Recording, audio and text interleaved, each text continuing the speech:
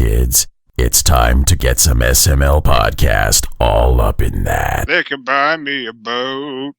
They can buy me a truck to haul it.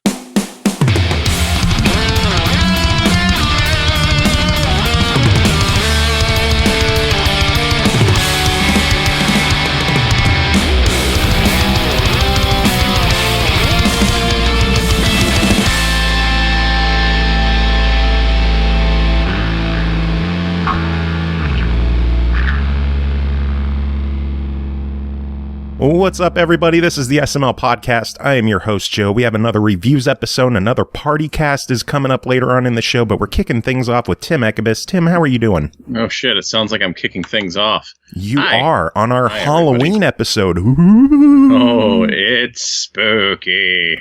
Welcome to the SML Podcast. Whoa, shit. Did Sorry, you fall? My chair went back, and I didn't expect it to. So it was a trick, as it were. And the treat is going to be the rest of this episode. Oh, don't make promises we can't live up to. I think people know better at this point. If they're listening to this episode, they're probably like, well, sure. I'm a glutton for punishment. Might as well. Might as well hang out. So how was your weekend? Oh, I don't know. It's Tuesday now that we're recording this. That's a weekend. That was a lifetime ago.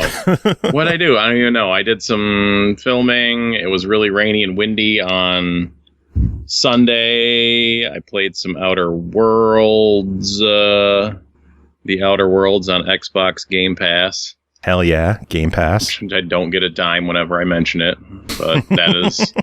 I mean, there's something to be said for, I preloaded the game early last week and then just came home and started playing it, and that was it. Off to the races. Yeah, buddy.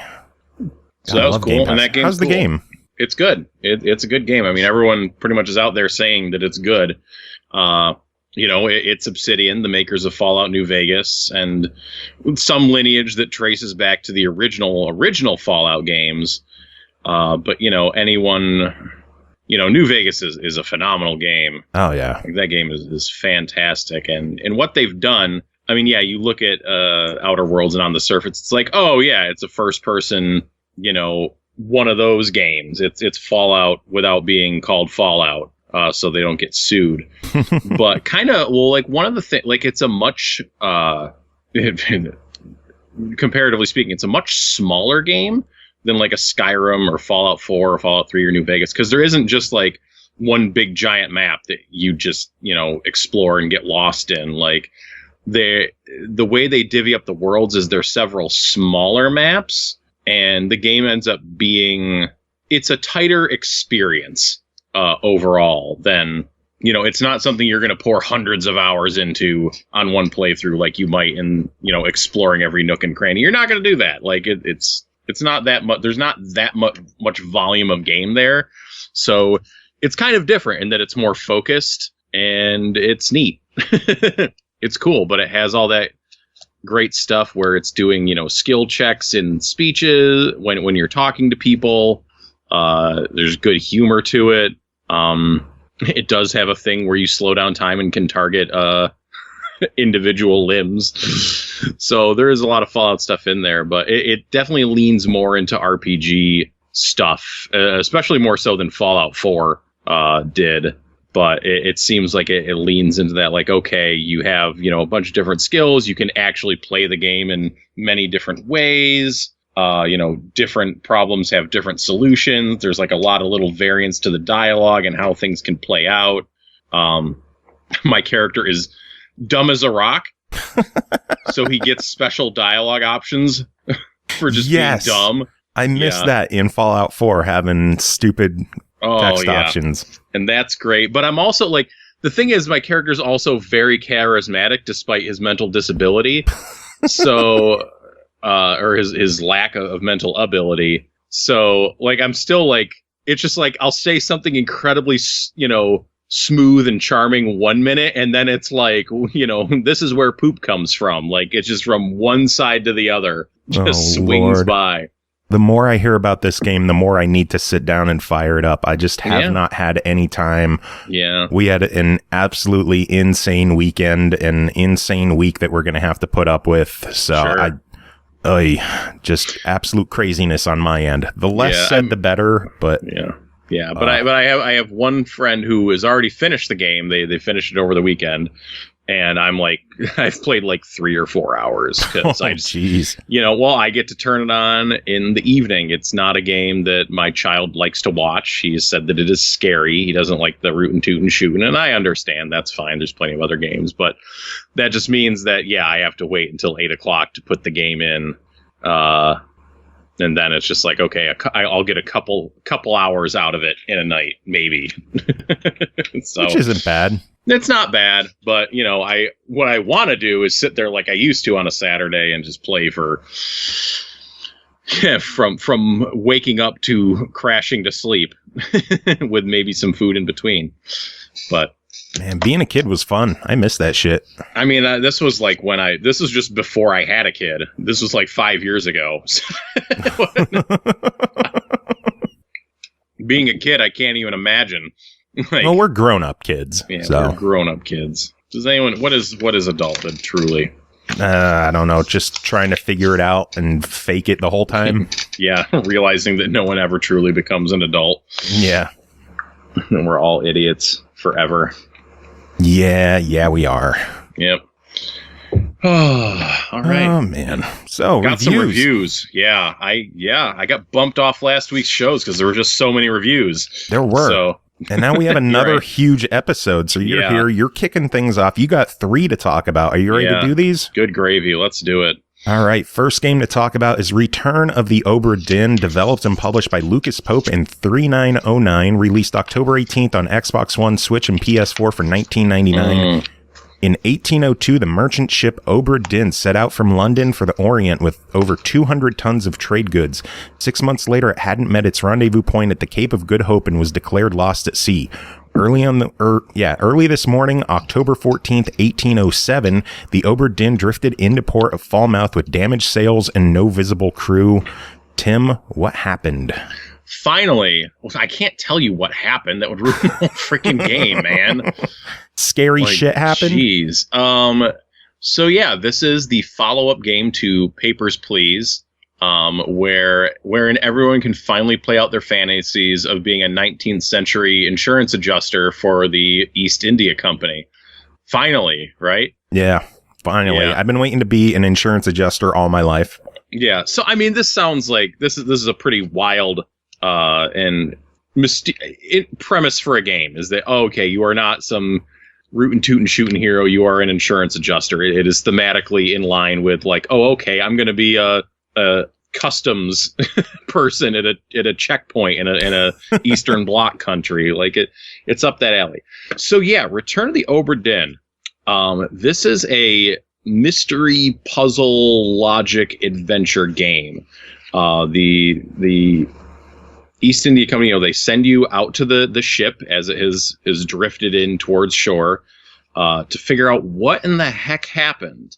So you start out your adventure. Well, you have a box. You are given a book, a ledger, which contains there's a bit of there's I don't know, like a introduction there. Like, this is what you need to do.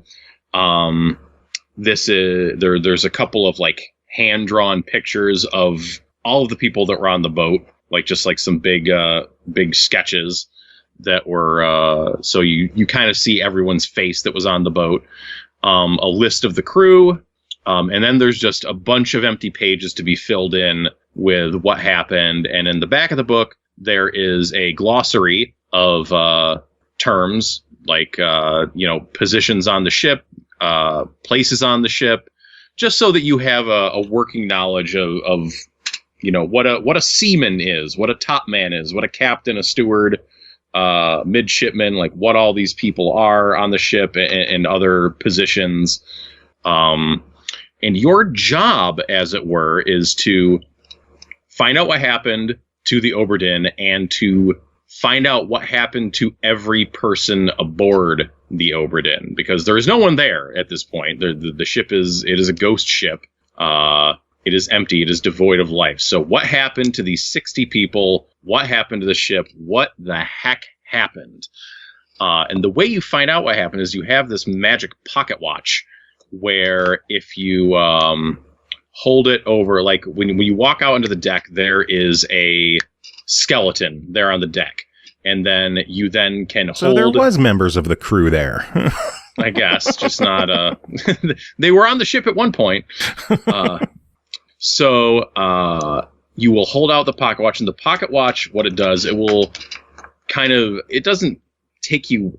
I guess it's debatable whether you actually travel through time or it just kind of creates an image, like basically a 3D image of the moment at which that person was killed. So, yeah, so the scene will kind of fade out and it'll fade back in to like a still scene. And oh, by the way, the way this game is depicted graphically is like an 80s computer. The default setting is Macintosh, so it's kind of a black and white, like not wireframe, but you know, if you were to look at a still of it without moving around, without seeing kind of the 3D elements, you'd be like, oh, that looks like it was drawn on an old 80s Macintosh computer. They also have different monitor settings. So it could look like beautiful. It could look like a Commodore. There's a couple different kinds of IBMs in there.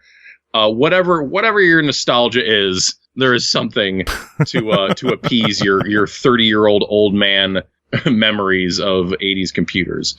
But it's a really cool visual style for the game and really makes it stand out. But it's pretty simplistic. You know, it's monochrome, regardless of what monitor choice you pick. And you need to, but still things are, you know, they are rendered in good detail, and there's a lot of detail to pick up on. So you'll be put into these scenes, and it's like, okay, the first one, as you fade in, you might hear like a bit of dialogue between characters that are in the scene, which can help act as clues. So you fade in the first scene, and like I believe someone mentions the captain specifically, so it's okay. The captain is in the scene. As it comes out, like there is a man standing in the doorway, firing a gun, shooting the person whose body you found. So we know this person died by getting shot. And there's like a couple other people around there too. And what you can do is you can walk around the scene.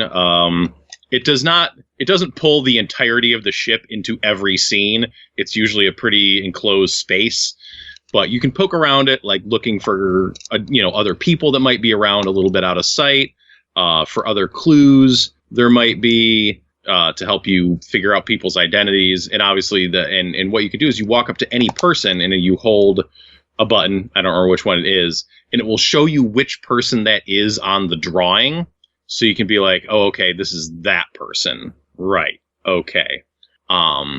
Which can come in handy later on, because if you've identified a person, so, you know, by the end of the first 3 scenes, you've identified the captain and like a couple other people.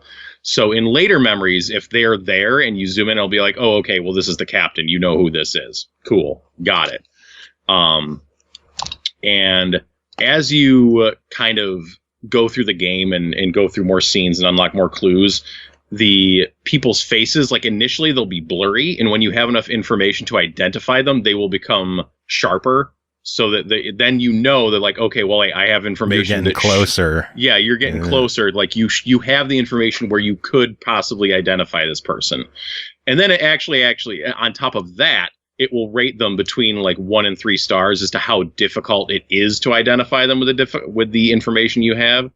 So if it's 1 star, it's like, okay, well, you should be able to figure this out, dummy. Think about it. If it's 3 stars, that might take a few more steps of deduction. So the game does a good job of kind of introducing this, like, oh, okay, you go into this scene and you see what happens. And then in most cases, when you go into a scene, there's usually another dead body in that scene. So then you walk up to that body and you use the stopwatch on that, and then you'll go back to another scene, usually just before the one you were looking at. So each scene, each chapter of the book, there's 8 chapters total. Each one you kind of end up walking through backwards. And in fact, you end up going through the whole book backwards. So you kind of see how it ended up first. Like literally the first scene is the last chapter of the book. that you go through. So then it takes you to a little bit before that, and you kind of see everything backwards, which makes, so you're less looking at like, oh, what happened? Well, you know kind of what happened, but you're looking more at like, well, why did this happen and how did this happen?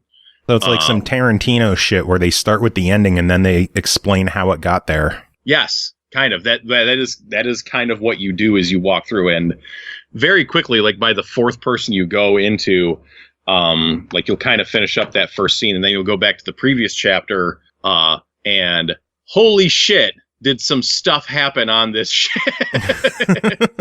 I mean, the less said, the better, but it goes in some interesting and kind of unexpected directions, and especially because you kind of start to see that direction like 15-20 minutes into the game. It's like, oh, well, how the hell did we get to this point?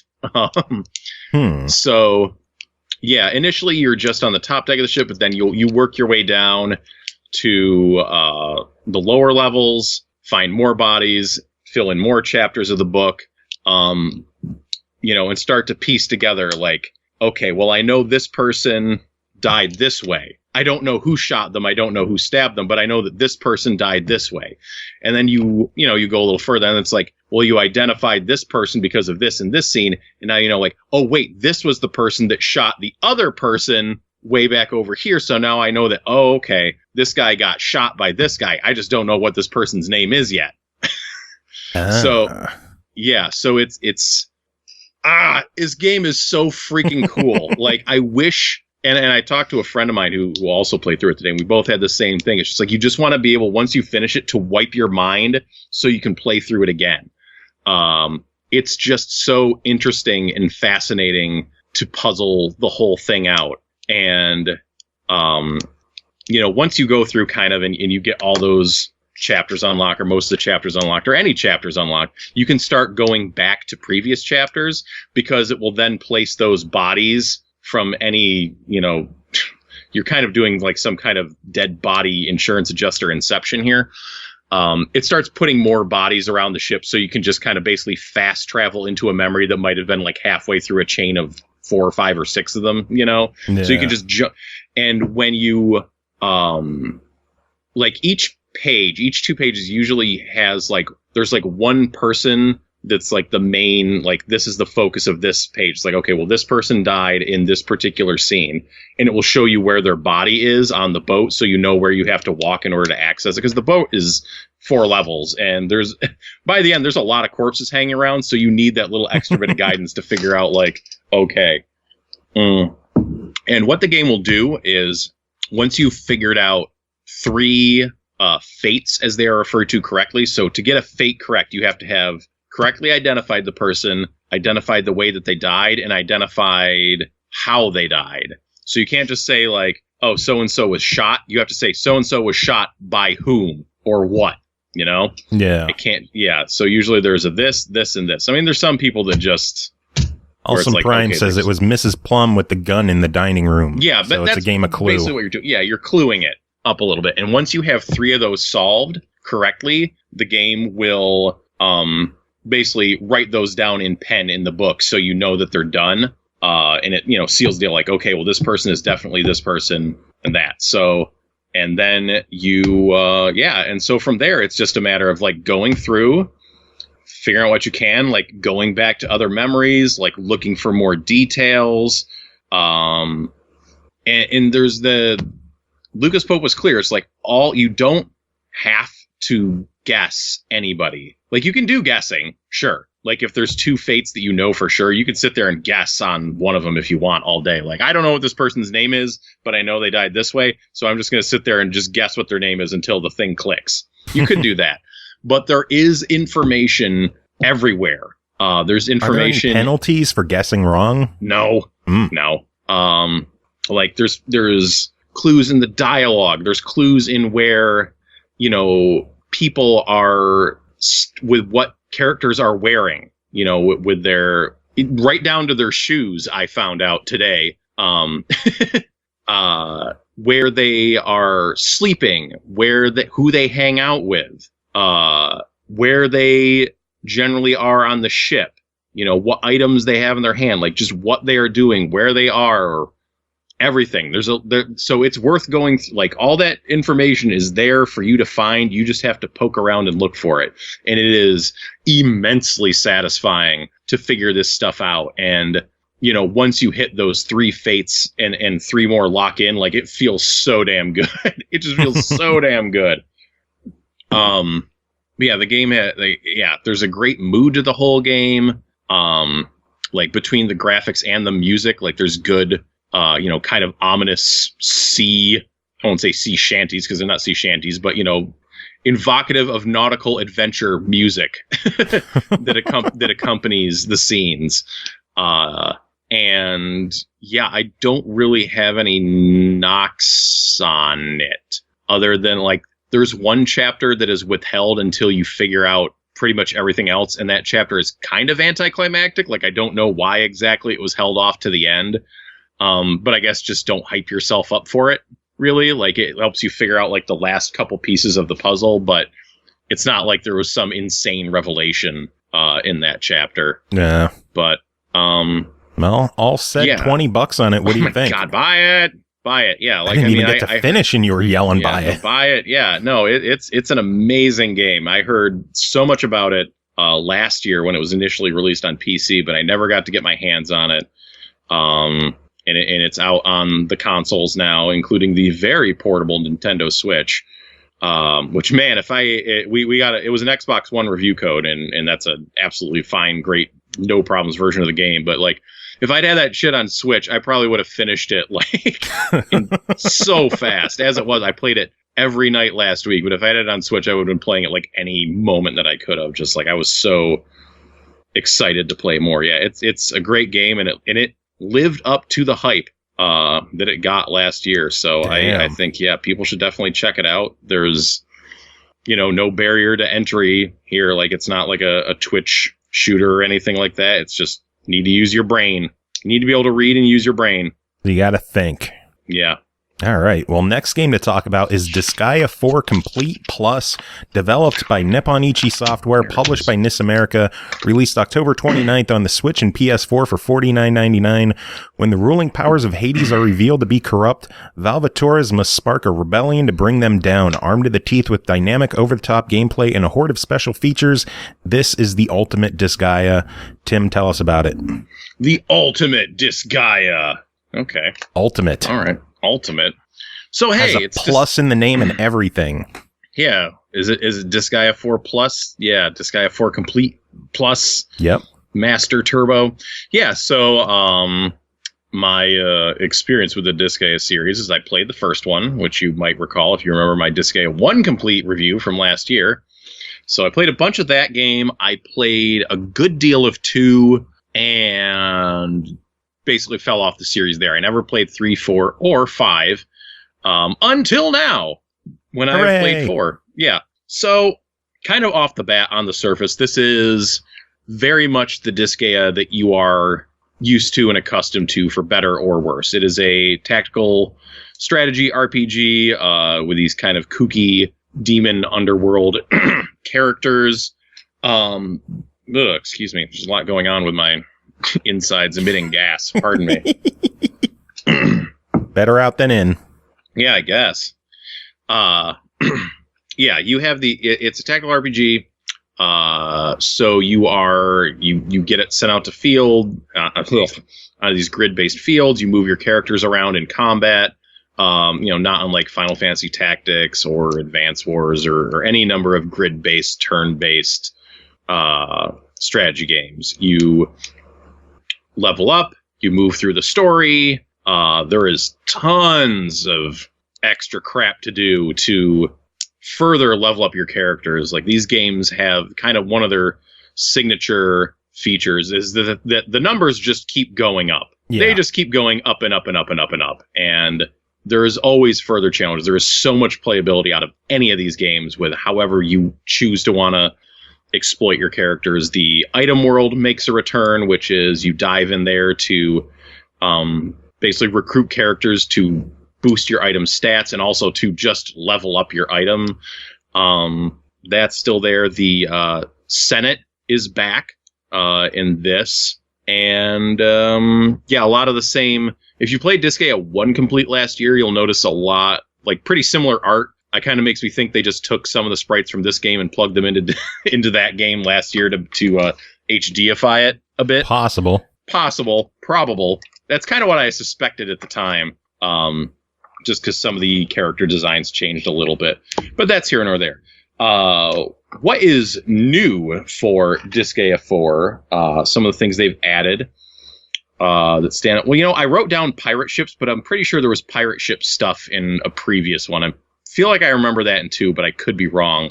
And basically the way that works is eventually you can buy a ship and use it to invade other players' worlds or have online pirate battles. Or when you are in item worlds, you could get attacked by pirates. That's kind of later-ish game stuff, and I feel like it was in an earlier one, so that might not be new. Kind of the important stuff they added. The stuff that stood out to me is they've added tower attacks. One of the cool things about these games is you can your characters can pick each other up to throw them, which is necessary in some cases to reach high ground or cross gaps. But characters can pick up like a character next to them, and then the character next to them can pick up both of them at the same time. You can make these huge towers of characters to throw each other around all over the map. So, well, the way that would, you could use that is when you're going through the item world, and if you just want to bypass a level, you could just make a big chain of characters and throw somebody daisy chain across the map into the exit and just move on. But in this, they have added actual combat maneuvers to the tower. So you can literally throw a motherfucker at another motherfucker? Yeah. Well, you could do that before, but now you can, like, swing a motherfucker at another motherfucker or multiple motherfuckers at other motherfuckers. Sweet. There are some different things you can do with it, but I thought it was cute that they decided to actually do something with that. More significantly, at least for me, in the combat is I was never big on using the monster type characters in any of the previous Disgaeas, and I feel like they've given them better use in this because, well, there's 2 things they could do. One, you can have monsters merge to form a giant mega monster of the same type, which is cool. Or you can have the monsters, they are equipable as weapons. Okay. So you could have one of your characters pick up a monster, and the monster will transform into a sword or a gun or a spear or whatever. And so then they become a power. Their stats, depending on how much you've leveled a monster, they then become a powerful, or as the case may be, not powerful weapon. And that's cool and funny. They still take up a character slot if they're deployed, but it allows you to make some kind of like combined mega character thing where it's like, okay, here's my super strong, human type character with a prinny that turns into a really awesome gun, for example. I don't think prinnies ever turn into anything that awesome because they're prinnies and they kind of suck. That's part of the joke. That's cool. They have a new shop.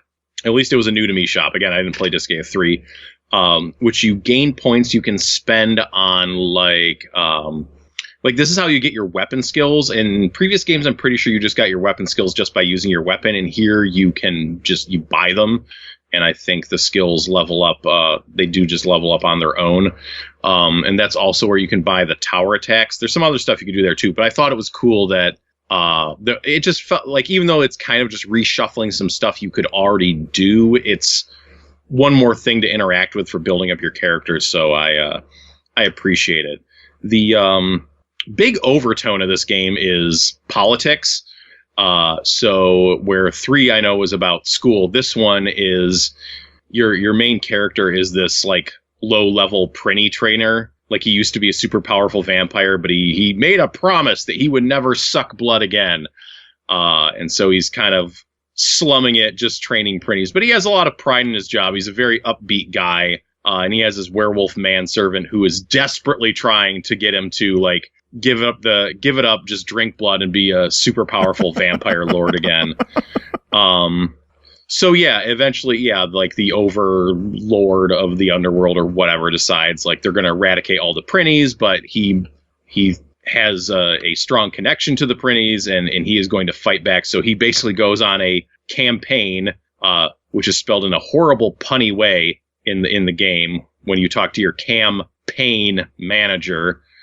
But that's the theme, is that you're going across the land and gaining support. There is a map on which you can move your characters. Like, it's basically a grid, and you can install a character as a governor of that region, and that will give you bonuses on certain maps as you try to gain support for your campaign to overthrow whoever is in charge of the underworld. And that's a fun theme. And also it opens up, they did some more stuff with the Senate, where you can there's more stuff you can do with like installing your own senators and installing your own senators in other people's games, like invading other people's senates, which I think is fun and interesting. Nice. and along with the other stuff where you can go to them you have to go to them for approval on making characters and other stuff like that. But that was something I really loved about the first game, so I'm glad that got some attention. What annoys me about this game, and it's something that, like, I don't know, because I really like the writing in Disgaea 1, and I was pretty amused by it, but like there's specific style of writing kind of got on my nerves after a little bit. Like, it's a bit of an acquired taste. Yeah. And just going into this one, and like what just drives me nuts is someone was writing this and they decided that basically that sardines were the funniest thing in the world. Like, kind of a plot point is like, oh, well, this is what your main character eats instead of blood. He eats sardines, and he promised all the printies a sardine when they graduated from school, but then they were kidnapped, so he couldn't give them a sardine. So, he is very empowered, like, I'm going to do this for the printies, for sardines. And it's just like, okay, man. And then, like, even in battle, when he's about to attack somebody, sometimes he'll just yell, sardine! And I'm like, why? Yeah, it's not funny. It's just annoying. It got slightly funnier when I started imagining him as broken Matt Hardy yelling about sardines. But that was about it. You're wonderful sardines, yes. Yeah. So that was funny for a moment, but that in particular, like, their writing, I don't know, it grates on me a bit. Like, there are things that made me laugh for sure. I'm not gonna throw the whole game under the bus, but just like the sardine thing in particular really, really grinded on me after a while. It was just like, come on, it's not funny, guys. I know you're trying, but no. And they can't all be winners. They can't all be winners. Not every joke is a winner. They just decided to play that one a lot. But yeah, this is another good, solid Disgaea release now on the Switch for people to check out. So for $50, what's your verdict? Yeah, the value is there, and it's definitely worth a buy if you're interested in this sort of thing. If you haven't played, I don't know what your history with Disgaea is. I mean, certainly I feel like you should play the first one first, but then from there you can kind of go anywhere. And yeah, this seems like it had more going on than 2 at least, for my money. So yeah, it's pretty cool. It's worth a buy. If someone's already played 4, do you think this is worth a revisit, or do you think I am having not? That's up to them to decide. I really is like how much they liked 4 and how much further they want to go down that hole. I don't feel like they've added enough stuff to like really. I mean, the amount of hours you can put into this game, like, man, that's a big commitment. I think it's more for new players, really. And I mean, but it's on the go now. I think it was on Vita before, so it might have been on the go before. Remember the Vita? Yeah, I missed that. That was a good system. Yeah, it was okay. I'm looking at mine right now. It's funny because it was like mine's upstairs. I have a PSP Go in my drawer here. Why? It was a cool little system, and was it? It is. At the time, it was a cool little thing to have, and then I was like, well, wait, it can't. That's right, it can't take UMDs. Whatever. It's not like that was hard to get onto a PSP, Anyways, but the Switch is kind of like a new PS Vita, really. It just also has Nintendo games on it, but it gets all them hot indies that you can now play portably. Yeah. Nice. Yeah. Well, one more game. It's not a Switch game. One more game. It's not a Switch game.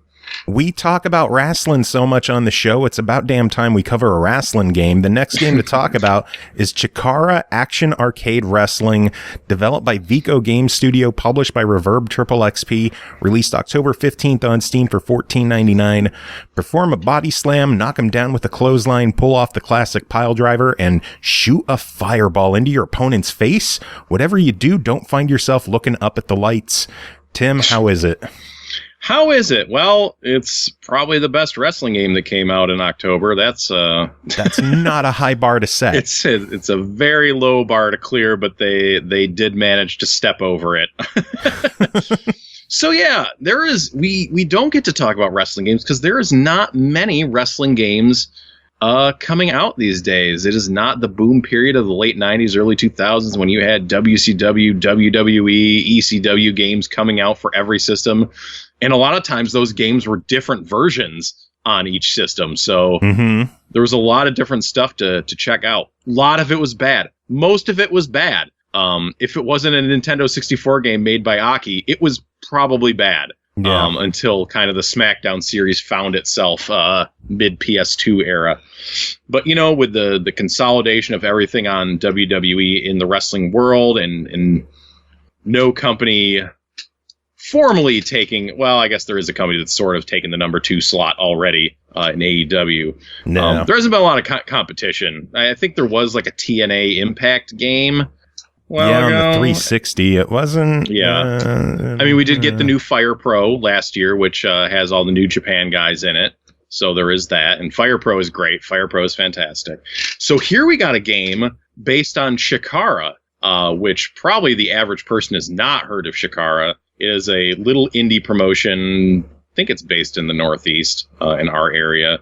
It kind of known for its ridiculous array of masked characters. When I think of them, I think of the characters based on ants, the ant luchadors. That's what I think of. Well, I think of that, and I think of their annual King of Trios tournaments. That's what I think of. So yeah, and even the loading screens in this game are like live action. They're photos from Chikara matches, nice. Which is nice. Yeah, like it is a real company. So yeah, Action Arcade Wrestling. This game does take a bit more of an arcade slant to the wrestling game. It is not trying to be a hardcore sim like Fire Pro Wrestling or like, I guess, you know, kind of like No Mercy leaned into. So you got your strikes, you have heavy and light, you hold down the button for heavier stuff. Light and heavy grapples, you hold down the button for heavier grapples. That sounds familiar. When you grapple onto a guy, you push a button and you push the grapple button and you get different moves that come out. So you got 4 different grapples. Every time you grab onto someone, light and strong. So that's like 8 total. Sounds like a wrestling game. Yeah. You got weapons. You can go to the top rope. You can go over the top rope to the outside. You know, suicide dives. Pin people. That's important. I don't think you can actually submit people. No. Now I think about it. Yeah, no. So the something that I noticed. You know, the game made a pretty good first impression as I went in there. I'm like, oh, okay, cool. This is like a fun little stuff. But then I started noticing more stuff that was missing, like because it is and to be clear, this game is like $15. So it is kind of $14.99 on Steam. Kind of it's a bit of a budget release. Like it doesn't have like your corner grapples. It doesn't have back grapples for like when you grab someone from behind. It just forces you around into a front grapple. When someone is on the ground, if you want to do a submission, like you have one submission option. Like if you're near their feet and you hit both buttons, it will put them into a submission, which might involve pulling them up off the ground and putting them in an abdominal stretch. So there is a bit, again, it's arcade wrestling. It's not supposed to be a deep simulation, but even then I was kind of like, like a back grapple would have been nice. Or, a couple more submission options, or just really being able to focus in on the submission game. It's basically you beat them down and you pin them. That is what you are trying to do. Characters have an energy meter, which you are trying to whittle down to get that pin off. The game seems like it, again, this was like something I didn't realize at first, but it more or less takes place only on the horizontal plane. Like when you throw someone into the ropes, they're always going to go side to side. And when you grab onto somebody, you won't you won't be like facing away from the camera to grab them and do a move. Like it'll automatically kind of force you horizontal and then you'll do the move. Again, arcade wrestling. It's like WrestleFest or something like that. More so. It reminds me of pro wrestling on the NES with the whole horizontal only. Yeah, I mean, obviously you can move like back and forward in the ring. Yeah. But yeah, you're not really fighting in a 3-dimensional space. And so something that happens that you don't see often in wrestling games is power-ups will come spilling out into the ring sometimes, which will increase your speed, your strength, your grapple ability, give you more health. There is a mechanic where a spot will be called for in the middle of a match, where it'll be like, okay, the spot called is, run them to the outside and slam them into the guardrail. That's the spot. So if you do that spot, you get a bonus, and a power-up will pop up for your character. Oh, nice. Yeah, I thought that was cool. I think that's a cool thing. So, whoever can hit that spot first, and sometimes it's just as simple as like do a weak side grapple, and you'll get a power-up for your character, or you'll get a little more health. Because your health kit, you can build your health back up if you start like picking up power-ups and doing well. Your health, your stamina, I guess I should say, will build back up. So that's kind of a cool little wrinkle is the spot calling thing. The game has a big variety. Okay, so there's no campaign mode in this. There's no campaign or story mode. It's just you're playing versus the computer, you're playing versus people in the room, but there's no like story to go through. There still is a progression, like you still earn points for each match, which will go along and unlock more wrestlers to play as from the Chikara roster. So there is still a progression in the game. But aside, there is no campaign mode. So you do have online, you do have, what the heck was I just thinking? There is a large variety of exhibition matches you can do. Singles, tags, triple threats, trios matches, which I don't think most WWE games have 6-man tags, which is sad, because trios matches are dope. But the player count in this game goes as high as 10. So that's pretty good. Yeah, that's a pretty good amount, especially so if you have people that are coming around for wrestling, you can get 10 people in a battle royal, or you can do, 3v3 6-player tornado trios matches and just have all kinds of shit going on. Oh, that's awesome. Yeah, it seems like the game is best suited for local multiplayer, really. When I tried to find an online match, I couldn't find one. Go figure. There's not a lot of people playing. But so local play is going to be your key to maximum enjoyment in this game. There is a creation mode. You can go online. You can download people's custom characters, arenas, stuff like that. And of course, when you go to download people's characters, you're going to find all kinds of characters from other wrestling promotions or works of fiction. And you can definitely do some weird stuff. You can do some pretty good stuff with the character creator I saw a good Optimus Prime on there. Like, okay, he's got some blocks on his chest. That is a decent looking Optimus Prime. Good looking Jushin Liger. But yeah, there was some cool, fun, weird stuff just as I was kind of thumbing through it. The weird thing, well, there's two weird things here. So, I downloaded a bunch of characters, or so I thought, because then when I went to play as them, only one of them was actually there listed. I don't know what happened to the other 8 I downloaded, but they weren't there. So that seemed a little weird, funky. Even funkier is if you actually want to create something, it then has to install a separate launcher, a separate game. Oh, the Wrestle Steam. Factory. Yeah, app. The Wrestle Factory. That I was not expecting. But yeah. It's cool that you could download that for free and create stuff without ever buying the game. That is cool. It just struck me as really weird. Just that it took me like right out of the game and to do that. And that's okay, that's fine. That's a way to do it. And yeah. The game is just, I guess I just like playing it mostly solo. It definitely felt a little bit lacking. Like if you're going to be playing this game by yourself, there's not really a lot you can get involved with that lack of a creation mode. There's just like a general kind of lack of polish in some areas. Like there's no way to exit the game without just alt F4ing. There's like no quit out of game, which I thought was kind of weird. But yeah, it's fun, but you need people.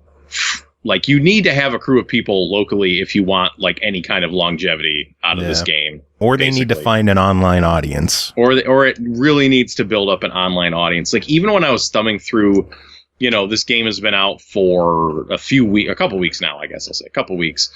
And I just, there was maybe a few dozen created characters that came up when I was looking through characters, and that's not like a ton.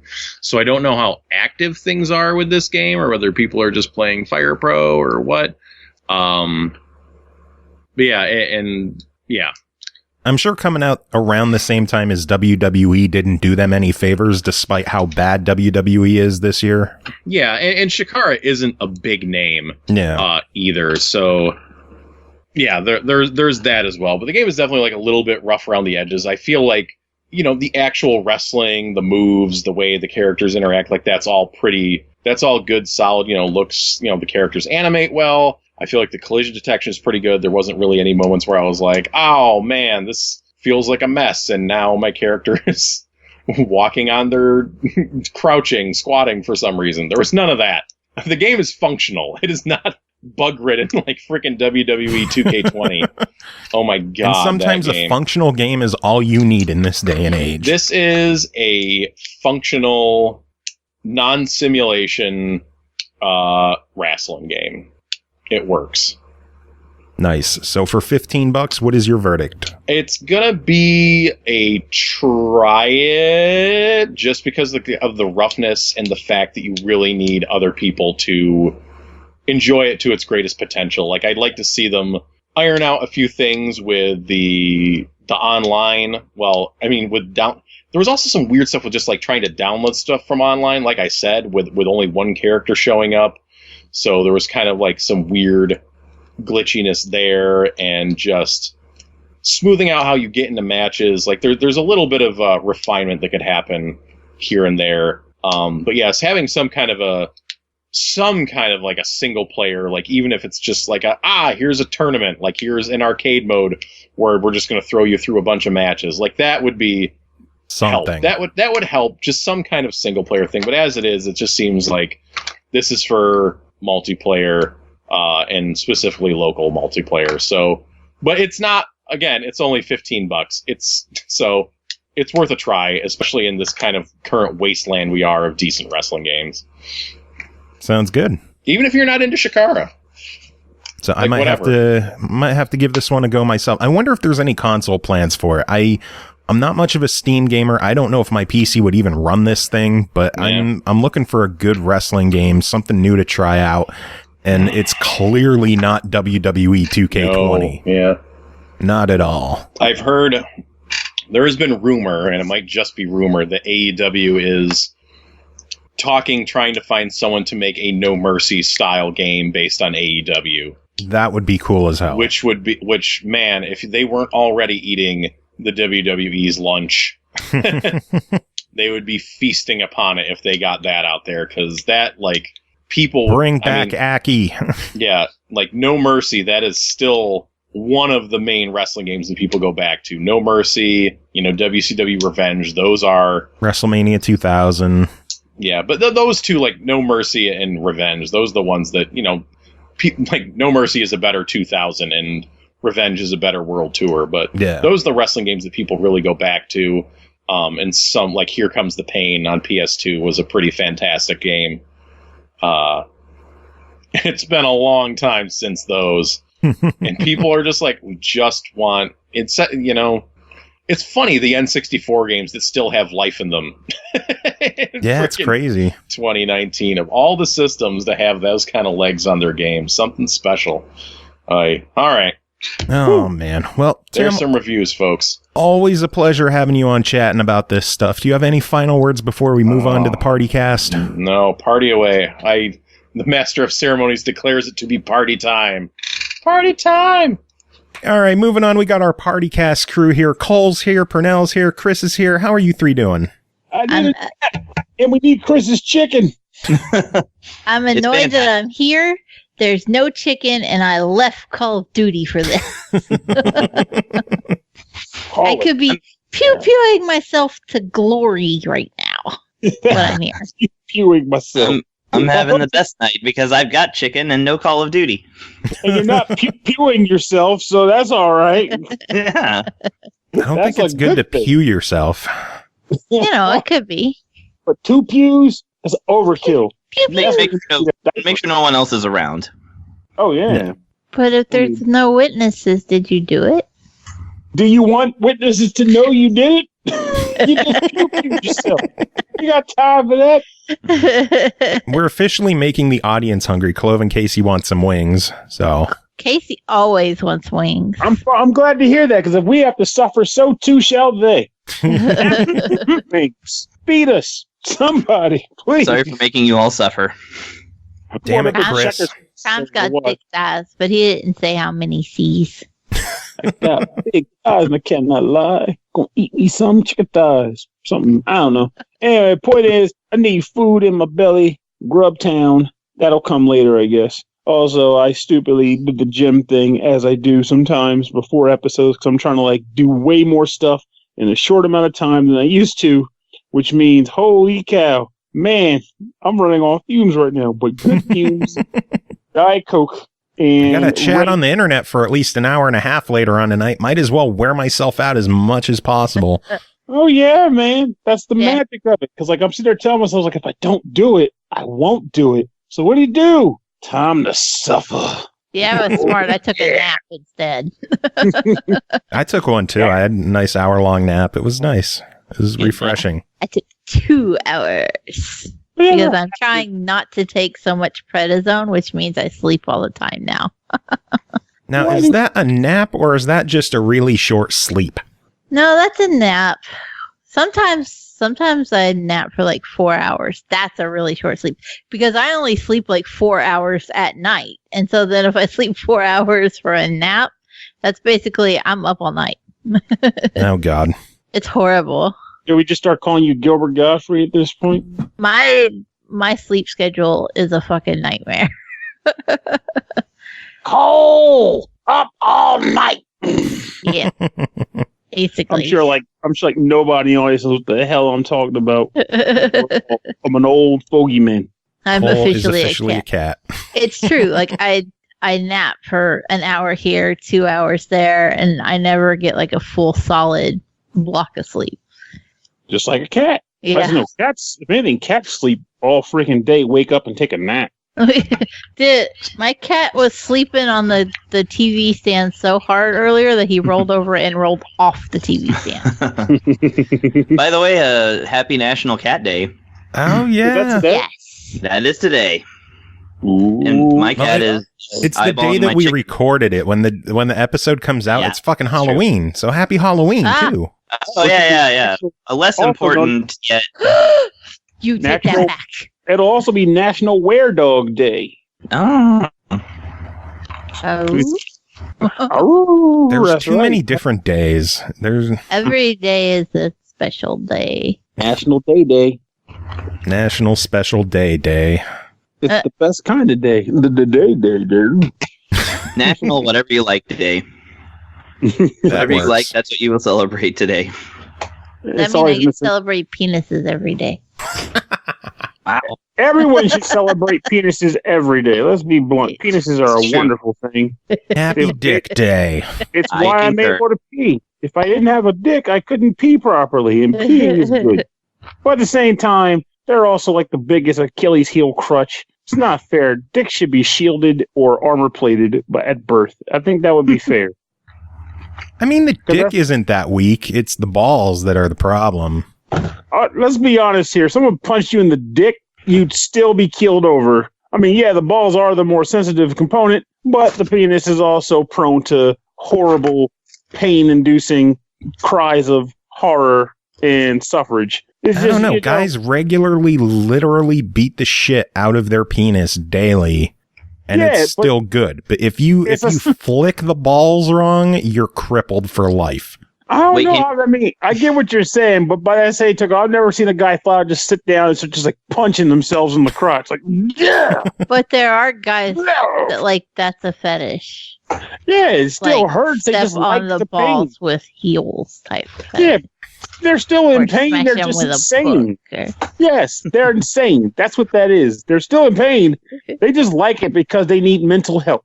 That's all there is to that. That's all We it don't is. kink shame around these parts for now. Hey, I know that Yeah, pain what if hurts. Cole likes having her balls stepped on? That's a Don't good. Really, judge. look, it's a personal choice. I love pain. It feels great. You're insane. You don't love pain. Pain is bad. Pain is how the body knows something hurts. And yet at the same time, I'm like, but don't you exercise now? Shut up. But see, you go in, you make yourself feel pain so that you feel better.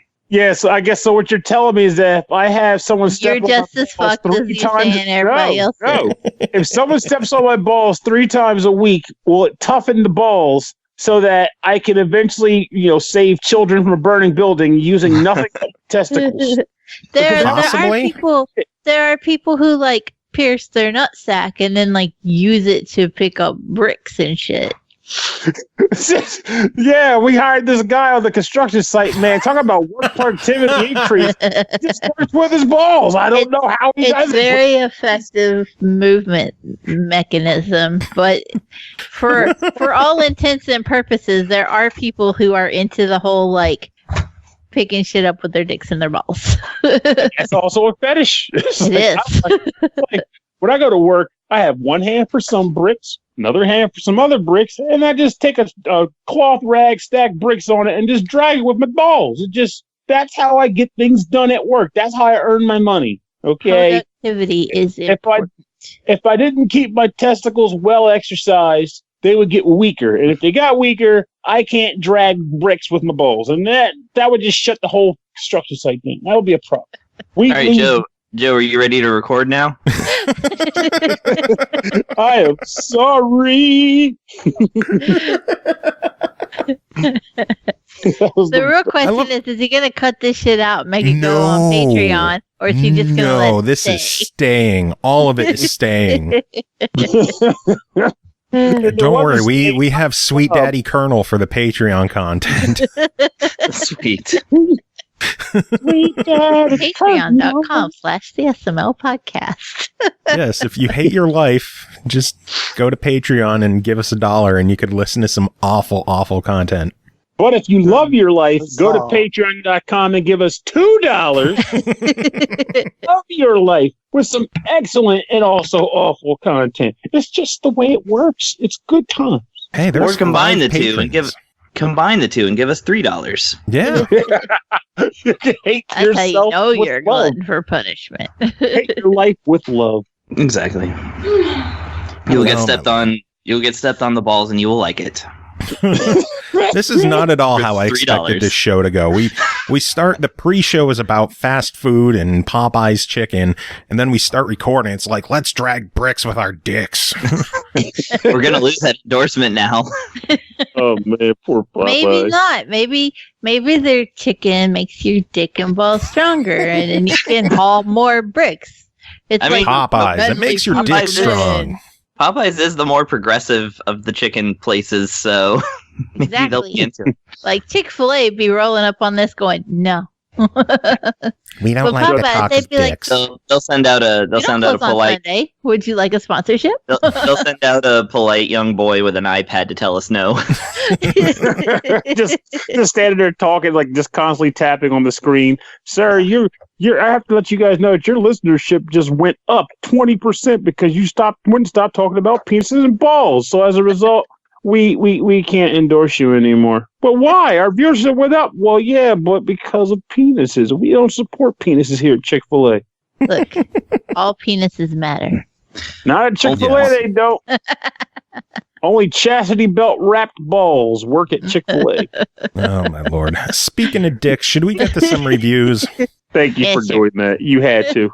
I did have to. But speaking of dicks. Yeah, we got a bunch of games to talk about still. Let's get things going. The first game to talk about is Atelier Ryza, Darkness the Secret Hideout, developed by GUST, published by Koei Tecmo, released October 29th on the Switch and PS4 for $59.99. This game is about a girl and her friends on the verge of adulthood discovering what's most important to them. Pernell, what does any of that mean? Not a damn clue. But it's fun to try to figure it out as you go through the adventures of Atelier Ryza and the really weird title that they came up with for it. So the Atelier series is pretty much all about alchemy, and this game is no different. However, unlike the typical Atelier games, this game is about a group of friends who are just kind of at this point in life where their lives are just starting to form into what they're supposed to be. They don't know what that is. They don't know what that should be. And though their family has specific directions in mind for them, whether through labor or through just unfortunate family ties or what have you, they are determined, or more so just interested in breaking away from that and finding their own path. And fortunately for them, some events occur early in the game where two travelers show up into town with the means of which to give them that guidance. In the case of Ryza, one of the travelers is a famed alchemist, and he teaches her what the hell alchemy is, rather that it exists at all, and she eventually learns that she has an outright knack for it. So she decides she wants to pursue, alchemy. And then there's a warrior person there too who wants to help the other friend, and then whatever. Point is, these two people show up, and they provide Ryza and her friends with some sort of direction and assistance in helping them grow as friends and as people. So what does that translate to in gameplay? Well, pretty much a series of events that take place that progress the storyline. But in addition to that, you'll find yourself in predicaments where you are trying to grow in all of those pursuits. So let's say, for example, you'll go, let's say the adventure might say, hey, we're going to go to the Pixie Forest or whatever, which is a location in the game. Characters will run around and fulfill their mission in the case of just beating monsters up or whatever. But as you play through the game, you'll get party, they call them party quests, which I actually kind of found really cool, which is rare for a lot of games. Party quests are quests that will pop up related to your party members, and they will request that they do certain things, perform certain tasks, like use certain items in combat, or find certain things, or reach certain locations. If you fulfill those requests, you'll get passive abilities that the characters can have on them, which just makes them more viable characters, both in story and also in, viability in combat, or in the case of Ryza, alchemy. So that's just like a side plot thing, but it also is there just to kind of give you some direction on what you might want to do. But in addition to that, you will have a plot that kind of progresses throughout the game where you'll be able to just press the but the plus button on the Switch and bring up an actual synopsis on what's taking place and a sense of guidance on what you want to do or to progress the story. So it sounds weird that I'm actually saying, okay, well, there's like this story element here and these story elements here. So how does the game flow per se? And that's what I find the most interesting about this game. It is very open-ended for what you can try to pursue. So there is the main plot line, but I feel like what I most wanted to do when I played this game is alchemy, which I guess makes sense because the entire premise of the Atelier games is alchemy. And I feel as though the alchemy in this game is probably one of the cooler ones I've ever seen in the franchise. Because whereas the typical series games of alchemy involves, hey, here's a recipe for stuff. You take these 4 or 5 ingredients or whatever and combine them and you'll get an item. And of course, sometimes there was a quality element to it where the higher the quality ingredients, the better the result.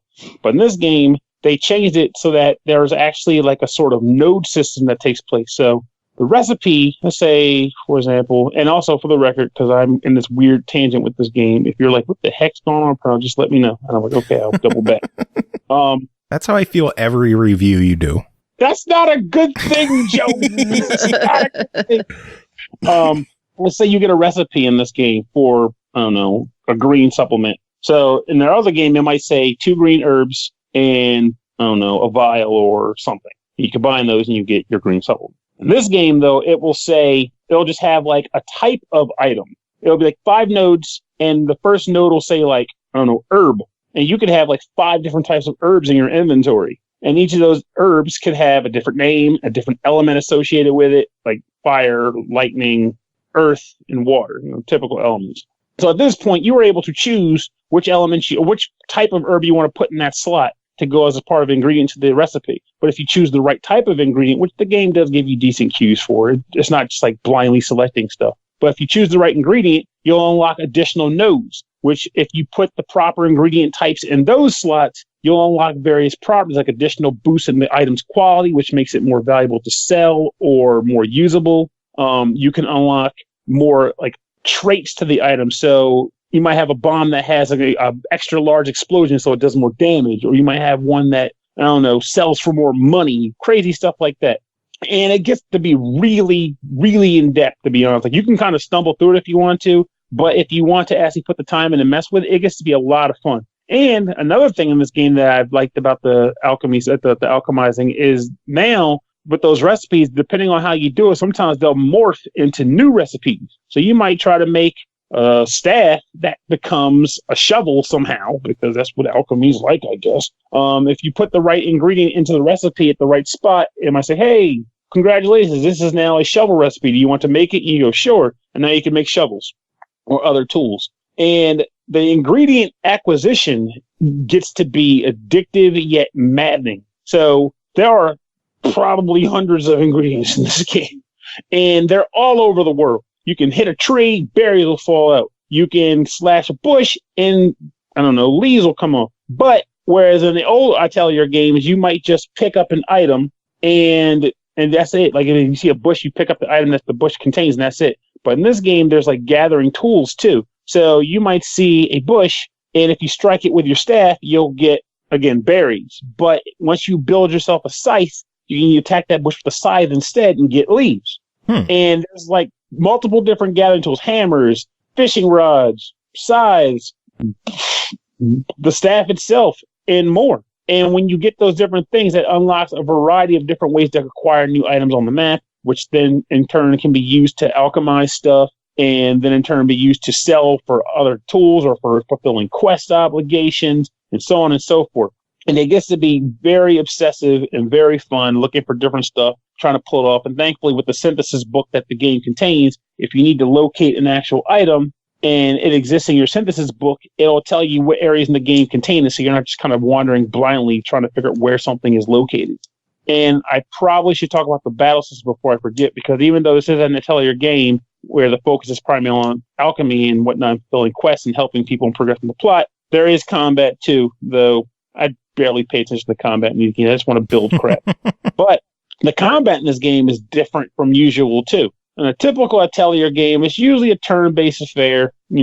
Just your turn, pick an ability, move on, beat the enemy, get your experience, and move on. But in this game, it changed to a real-time focus, and it does some things that I'm not used to in these style of games. So when you start combat, you have something called a tactics level. You start out level 1, and what that means is that whenever you do a melee attack, you can perform one attack.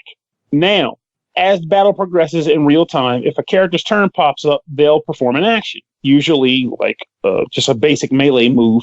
If you're controlling that particular character, though, you get the option to select something you want them to do. Time doesn't stop while you do this, though. It keeps moving. So you might want to tell them, do an attack or do, like a special. But you can't do specials until you perform a number of basic attacks, because you build AP by striking enemies, and that's how you power attacks. Now, here's where it gets weird.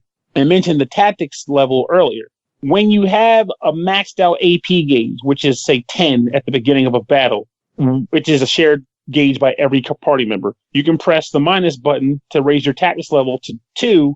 In exchange, you drain the entire AP gauge. What that does, though, is now your AP max goes higher, and depending on the actual level of your tactics, some of your attacks take on new properties. Your basic attack, you can do one more strike with it. Some of your moves might say now can stun a guy, or now might drain their HP, or what have you. So in certain battles, you might find yourself trying to, get the AP up just to go into another higher tactics level, just so your basic attacks do more damage, and your guys are ultimately stronger.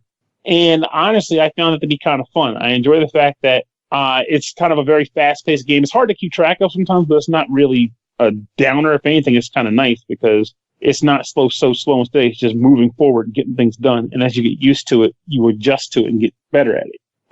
One other element to combat that is new is there is something called core items. Normally in Atelier games, when you alchemize items like bombs or other battle usable items, once you've used the item, it's gone. So you have to bring like 20 potions so you can heal 20 times, blah, blah, blah, blah, blah. But in this game, they added this weird core system. And what that does is it allows you to equip an item to something called a core crystal. And that allows you to use an item multiple times in combat without using it up. But instead, you'll use a resource called core charges. So let's say, for example, a bomb requires 2 core charges. You start with 10. You use a core charge to throw the bomb, and it's gone. And once you run out of core charges in battle, if you're still combating and you need to get core charges back, you can get rid of an item temporarily because you'll get it back when you go back to Ryza's room or her atelier, as it were. But you can temporarily get rid of an item in order to restore core charges so you can start using your items again. So it's kind of nice to say I equipped a bunch of stuff. I don't have to worry about running out of the item. So if you get like a high quality healing potion, you don't have to be concerned about losing it. You'll just equip it to a core charge and bam, you can get drunk on healing as long or as much as you want until you run out of core charges. But anyway, point is, it's honestly, I think it's a lot better, and it's a better way to prevent players from wanting to hoard good items because it basically incentivizes you to say, you don't lose it, so use it. I like that a lot, honestly. How many RPGs are you stocking up every item just in case you might need it at a boss fight, and you never do? Exactly. In this game, just use the damn thing, because it ain't going nowhere. You equip that baby to the core. It's honestly a very cool mechanic in the gameplay, and I utilize that quite a bit, and I enjoy combat with it. Though, again, I feel like the main focus of the game, just for me, is just being obsessed with alchemizing stuff and progressing the plot and learning more about the different party members and how they interact with the world around them, and just eventually kind of come into their own and learn, just who they are as people. And of course, the eventual, holy crap, this is a bigger thing than just us being children having fun. This is about the world or whatever. But I honestly think this is a great game in the series. It plays differently in a sense than some of the other ones do. It's another one where they got rid of that whole, time structure that the old Atelier games had, where you were kind of being timed to rush through the game. You kind of work at your own pace, which I like a lot.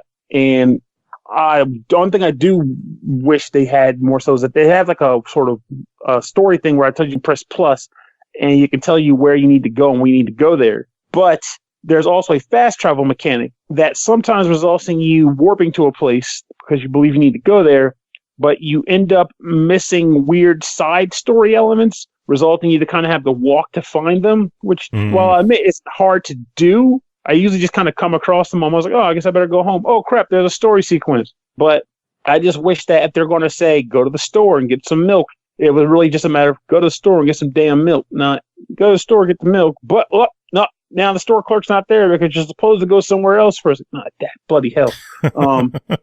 But it's a small gripe, really, because it goes fast enough. And there's a lot of interaction between the characters that, honestly, quite frankly, I just enjoy seeing them do what they do best, which is be children. Between this and the last week review of Destiny Connect, I like that this season has had 2 solid games where it's not about 16-year-old generals in the army or, I don't know, just those ridiculous JRPG archetype tropes where it's a bunch of very proficient children being superheroes. This is just about kids, being kids, though, of course, they have to stretch the limits a little bit, give them power so they can actually fight. But for the most part, these are about kids living fun, having fun adventures. And I kind of miss games like that, to be honest with you. They feel more rare these days. So nice. So overall, $60. What do you think? I think it is a buy it, especially if you are already a fan of the series. They tried some new things with this game, which I think hit well. Just a matter of don't come in expecting Atelier Lulua or I can't remember what the heck that other one was called, Nelk, in the Legendary Alchemist. Don't expect those two. This is his own can of worms within the Atelier franchise. Awesome. Sounds good. Or does it? No, I think it sounds good. Oh, excellent. I was hoping you'd say that. All right, next game to talk about is Tangle Tower, developed and published by SFB Games, released October 22nd on the Switch and Steam for $19.99. Unravel a thrilling mystery by exploring a strange and twisted mansion, discovering curious clues, interrogating peculiar suspects, and solving unique puzzles. Will you be able to uncover the secrets of Tangle Tower? Chris, this sounds like something that Cole would like if it was on Xbox. Yeah, well, too bad. Damn it. You monster. Stop encouraging exclusivity, Chris. I don't. I always ask for stuff on Switch and other things. I'm like, other things will be fine too. No. So how is Tangle Tower? Yes, Tangle Tower. So, sorry, I sneezed. I had my mic muted, but I sneezed, and so now like everything's just all over the place. Give me a second here. Now would be a fine time to talk about dicks. Right. Yes. Yeah. Speaking of dicks. Yes, Tangle Tower. This is a game.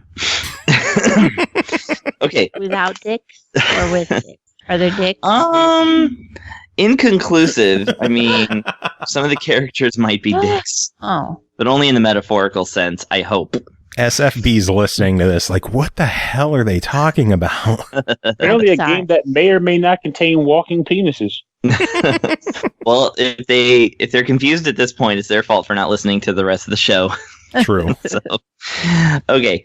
So, yes, this is a, well, it's kind of like, of course, my phone rings as soon as I start talking. Hang on, let me take care of that. All right. Are we ready to record now? Yes. Show's going to start any moment now. Okay, great. And action. All right. Yeah, so Tangled Woods is a... no, I'm just kidding. Tangle Tower is kind of a... so it's basically a point and click, which I've reviewed many point and clicks by this time, but it's a little bit more than that because it actually has... rather than... doing the usual thing of walking around and gathering items and then trying to combine those items in ways to get to the next area so you can combine the items and, just kind of enjoying the story along the way. This is couched in a more mystery, novel sort of way. And so it's a little bit visual novel. But, and of course, one thing is that it is the interface of it is a little bit different too. So you play as Detective Grimoire, who actually starred in his own game prior to this that is sort of disconnected. He's just kind of the protagonist of these various mystery games, along with the green-haired lady that is with him, who I cannot remember the name of. And I was trying to surreptitiously try and find her name in the game, but I missed my opportunity. So I think Sally is her name. Close enough. We'll go with it. It's close enough. So basically, he is a detective, I suppose, kind of a PI, maybe sort of thing. He seems to be freelance. Little bit of a he's kind of a play on he's kind of like a slacker noir, if you will. So these things keep happening and he's unaffected by it, but he's also kind of he's got a goofy concern for weird things that happen. And so he's kind of the stand-in for the player. The thing, and he's of course got his, I don't know what her rank is. I don't know. The game doesn't establish the characters at all. They just show up on the scene and start talking. And I have yet to uncover really any real backstory to them. I assume it may be handled in the other games. But yeah, so she's kind of the more she's kind of a goth. She's very, very unaffected by creepy things, but has an appreciation for them. And she's also kind of the more serious, the more no nonsense of the two. So they just kind of both together form a kind of, a comedy team of people making quips at each other as a stand-in also for the player. So you get there and to this Tangled Towers, which is a mansion that has two towers sticking out of either side of it. On one side is the one family, And the other side is the other family. This is an aristocratic family, and like the two sides. One's the F side of the family, which is for I forget what what are their names? The fellows. And then the other side is P, and I don't remember. Oh wait, no, here's the family tree right here. Yeah, I'm very prepared today. I can the pointers. Tell. So you've got they actually have a handy family tree in the middle of the two stairs that you can look at and look at every character's name ahead of time. And yeah, it's the fellows and the pointers. And basically at the very, very top of the fellow side, little Freya Fellow was a painter who was painting her relative, who I can't remember it was an older relative. I don't really remember the relation, like a great aunt or something like that. And then she ends up murdered right at the front of her easel. So there's a little body line in front of her easel. And the lady who she was painting is still there, has never left the scene of the crime. And the painting has blood on the painted knife. So it, for all appearances, appears like the painting killed her. Interesting. Oh. Did we disconnect from Twitch here? Yeah, Twitch is fucking up, and I'm trying to get it going. You could just keep going. Yeah, well, this is for the record, I guess now. Yeah. This excellent review that has so far gone flawlessly. Yeah, no issues at all. This review's been flawless. Yeah.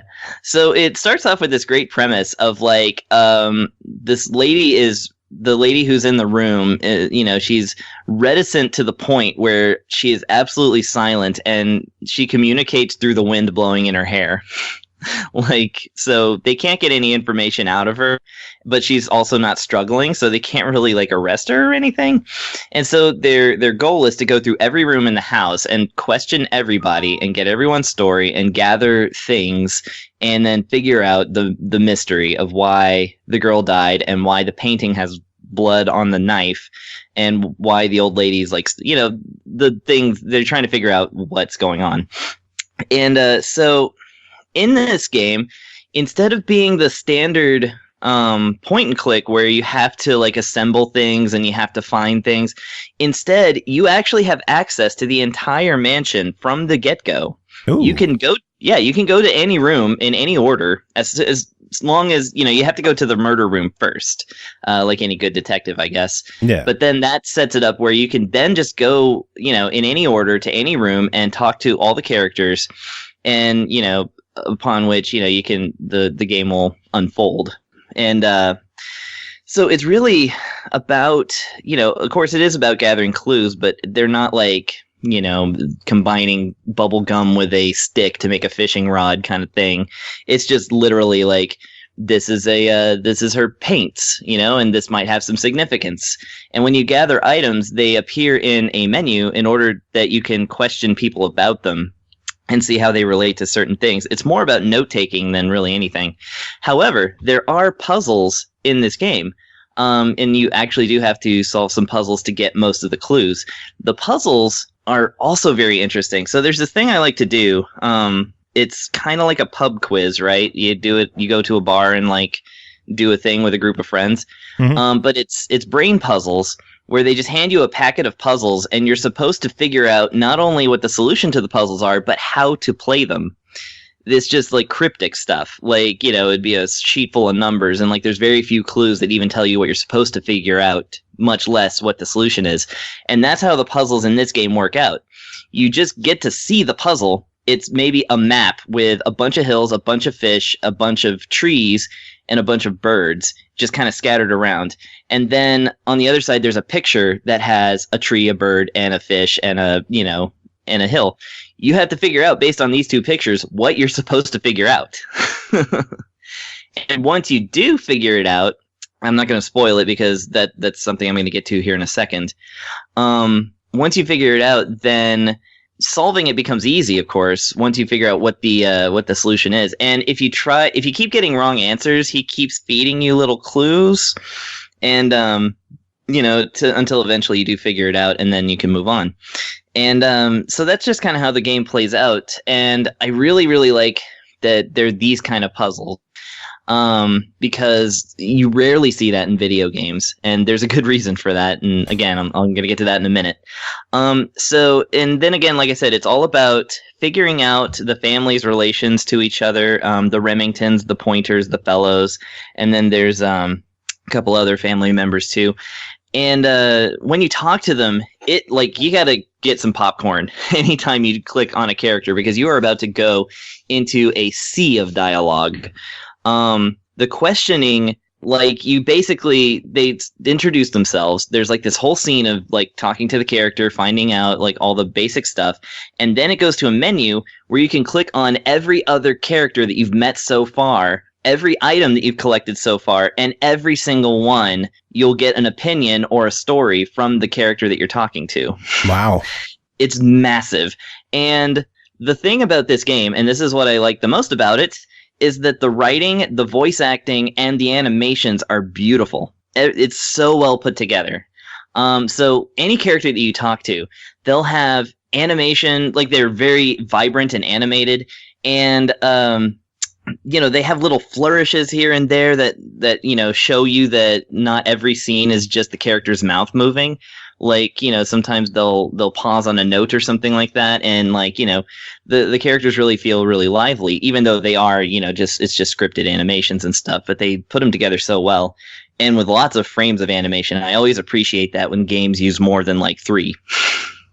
So like, you know, when people flourish, you can really see their hands moving like a Disney film or something. Even though the characters are, you know, all these hand-drawn, cartoony-looking characters, I just really appreciate the care that went into their presentation. The voice acting is, like I said, excellent. The main character has this kind of almost a William Shatner kind of accent. And funny enough, he kind of emulates the voice of this guy whose name I don't know, but he narrates a lot of like horror mystery audiobooks. Like a very famous, it's very kind of a lilty Boston accent, very academic sounding. And I just like hearing this guy talk. I just love all the lines that this guy does. The lady, you know, of course, I guess Allie is her name, I've decided now.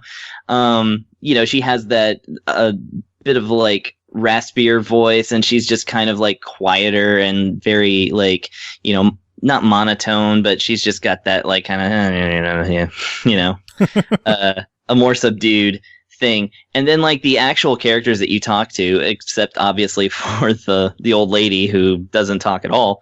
But again, you know, I described, she actually speaks through scowls and the wind blowing through her hair. So like they even managed to make her communicate through silence in this game that has no right to, you know, be that detail oriented.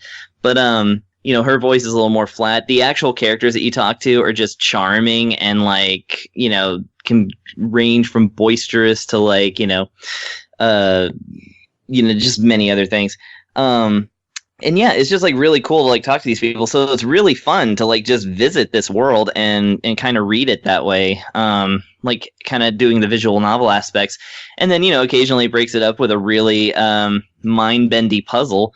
And that all leads me to the fact that, so with the puzzles, the way they are, and the fact that this is all a mystery leading up to a whodunit, that I didn't beat it yet, so I had to look ahead and see, like, are there, like, multiple endings? Is it multiple whodunits? Apparently it's not. So the story only goes one way. And, like I said, figuring out the puzzles is the puzzle. So in that sense, it's one of those kind of games that's, like, it's really brilliant the first time through, but I imagine that if you're going for a second playthrough, it's just to, like, revisit it and, you know, have nostalgia for it, because there's not really going to be any challenge in any subsequent playthrough of this game. Because, you know, like standard point and clicks, you can have fun with them because they're so ridiculous that often you just end up forgetting what's going on, or like, you know, like the Discworld books, I like to go through just to hear Eric Idle crack jokes about being a wizard and stuff, you know? Yeah. And like this game will have a similar thing to that, but that's my only thing. I was just like, kind of like, you know, well, now that I played, you know, through this much of the game, I know if I play through it again, it'll take me like 5 minutes to get to this place where I was. But yeah. Well, overall, $20 on Tangle Tower. What are you thinking? I'm saying this is good. Yes, I think you should buy it. Replayability aside, I think that the initial experience of like getting into this world and like figuring all this stuff out the first time is extremely gratifying. Like, I think this is a really fun game to get into. You just got to treat it like the kind of a temporary experience that will create a lot of nostalgia for you when you go back to it. Nice. So right. I think, and again, the quality I can say is just really, really good on this one. Nice. Cool to hear. Hopefully it comes to more platforms because it sounds awesome. Yeah, it should. Oh, I guess I should mention too, it's a touchscreen game as well as being able to move the cursor around with a stick, or you can actually use motion control like the Wii. Ooh. You don't want to do any of that though. You only want to use the touchscreen. Yeah, that's how most point and clicks are. Yeah, like this one especially though, because you're not actually moving characters around. You're moving a cursor. So yeah, get out the gloves or the screen protectors for this one. Nice. All right, next game to talk about is called Xenocrisis, developed and published by Bitmap Bureau, released October 28th on Switch and PS4, 30th on Xbox One for $19.99. Also available physically for the Sega Genesis, the Sega Dreamcast, and the Neo Geo. What? On the Bitmap Bureau website. Yes, if you've got the money. If you've got the money, you can buy a goddamn Neo Geo cartridge for this game. Wow. Yeah. Xenocrisis is an arena shooter in which up to 2 players enter a ravaged research outpost to confront an alien menace and get out alive. Run and gun your way through thousands of adversaries as you search for the source of the deadly alien outbreak. Pernell, tell us about Xenocrisis. All right, this is going to be a straightforward review. No craziness. You're going to understand this one, Joe. All right. Oh, I played it. I understand this one. This game is fun as hell, too. Oh, yeah. I was actually about to say, like, earlier this year, we had Blazing Chrome, which came out and was kind of like a nice Genesis-esque throwback game. And I thought that was the only surprise I had in store this year. And lo and behold, Xenocrisis shows up, and holy crap, this game is fantastic. It doesn't do a ton, but what it does exceptionally well. So what this game is you choose one of 2 Marines, or if you're 2 players, just one of each, and you go into a series of interconnected rooms for each stage.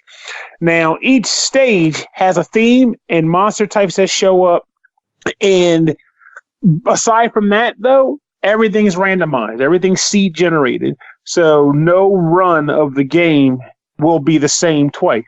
Which in a lot of games drives me nuts because I feel as though if it's randomized, you lose a lot of the sense of like fine crafting of a stage or what have you.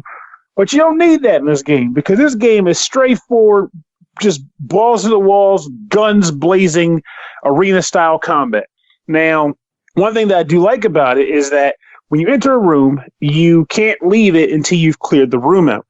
Now, typically, you'll just have a bunch of monsters coming either from the doors or falling from the ceiling, but you might occasionally come across the odd event, too, like maybe some dead soldiers there with some power-ups or some humans you need to save for bonus points. Now, in a typical running gun game, what they'll do is they'll just give you a gun with unlimited ammo. You can spray bullets till the cows come home with the occasional power-up gun. But this game doesn't do that. Instead, your normal gun has an ammo limit. It has a high cap, and every time you fire a bullet, your ammo load goes down. As you get to being near zero, say you have 100 bullets and you're down to, say, 10 shots, an ammo crate will spawn somewhere in the stage without fail all the time.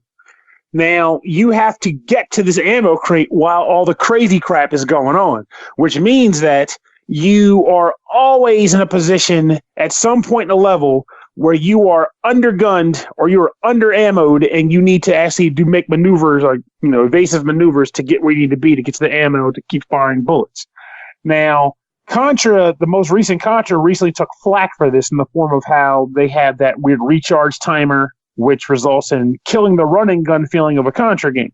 And you would think, okay, well, won't that kill the, feeling of this game too? And I feel as though it does not. In fact, it amplifies the fun because they give you the ammo crate, they show you where it is, you can reload whenever you want, as long as you can get to that crate. And therein lies the tension of getting your way over there while the screen is being riddled with enemies. And they do have a melee attack in which you just walk up to the enemy, and if you're close enough, you'll strike them with a knife, which does a fair bit of damage. And if you kill them this way, you actually get more points. However, I sucked at utilizing that, so it was only like pretty much a last-ditch effort. Or if I came across a guy whose movement I could totally rationalize and just kill them and save bullets. So long story short about that, I love the premise or the aspect of limited ammo with constant reloads available when you see ammo crates. There are special guns available too, but they don't run on ammo when you find them. Instead, they run on timers. So when you pick up, say, a laser, you get 20 seconds with the laser. So spray and pray, because when that timer's up, that gun gets thrown on the ground and you're back to your pea shooter, which is fine. And you also have a grenade button, which allows you to throw grenades and let them explode, and a dodge button where when you press it, you roll across the ground. At the end of every level, there is a mega boss. That is always the same. No matter what the seed is for the stage, the boss at the end will always be the same for that stage. And when you beat him through a series of, dying and dying again, you will move on to the midpoint screen between stages after a little bit of a brief story element, story screen or whatever.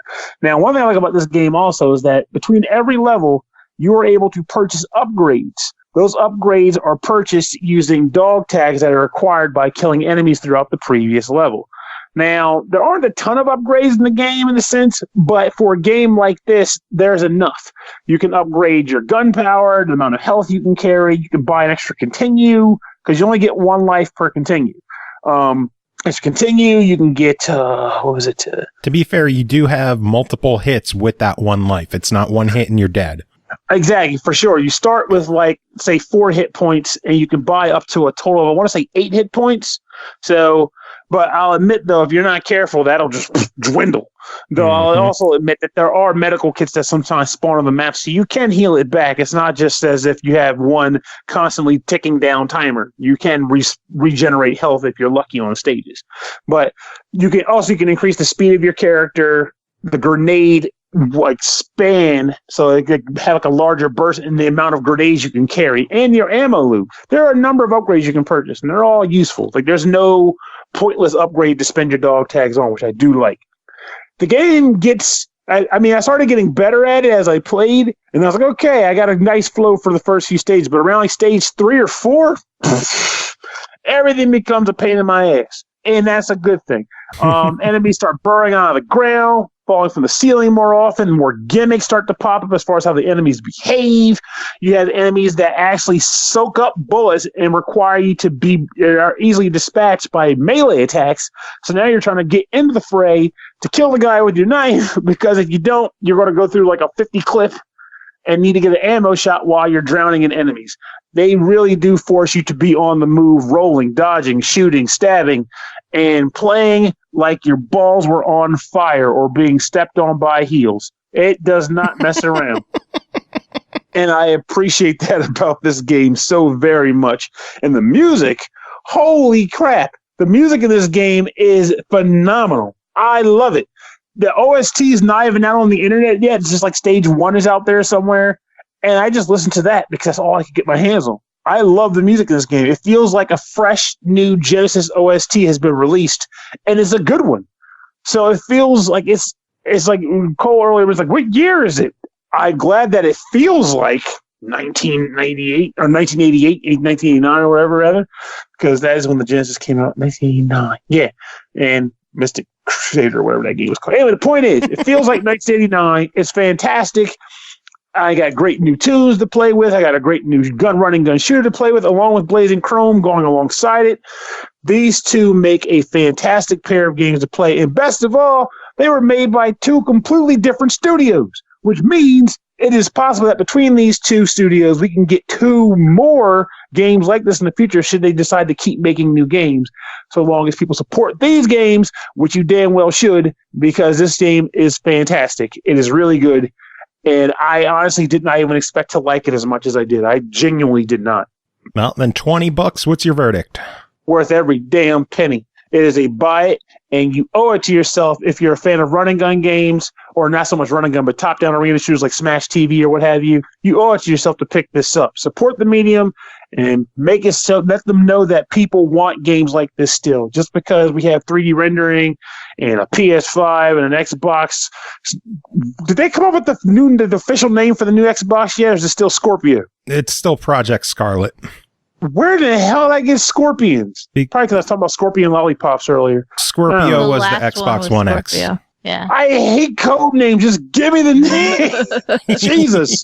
It's to generate hype. There's no hype. This is just mysteries like, crap, what is it called? It's called the Nintendo gimmick. Oh, crap, we're going to steal that name. Now we have the Microsoft gimmick. It's better than PS number. Honestly, that feels boring to me. They had that news story earlier. Well, first, before I go into that, I want to say definitely buy this game. Now, I thought it was interesting that they were like, Sony trademarks PS6 through 10.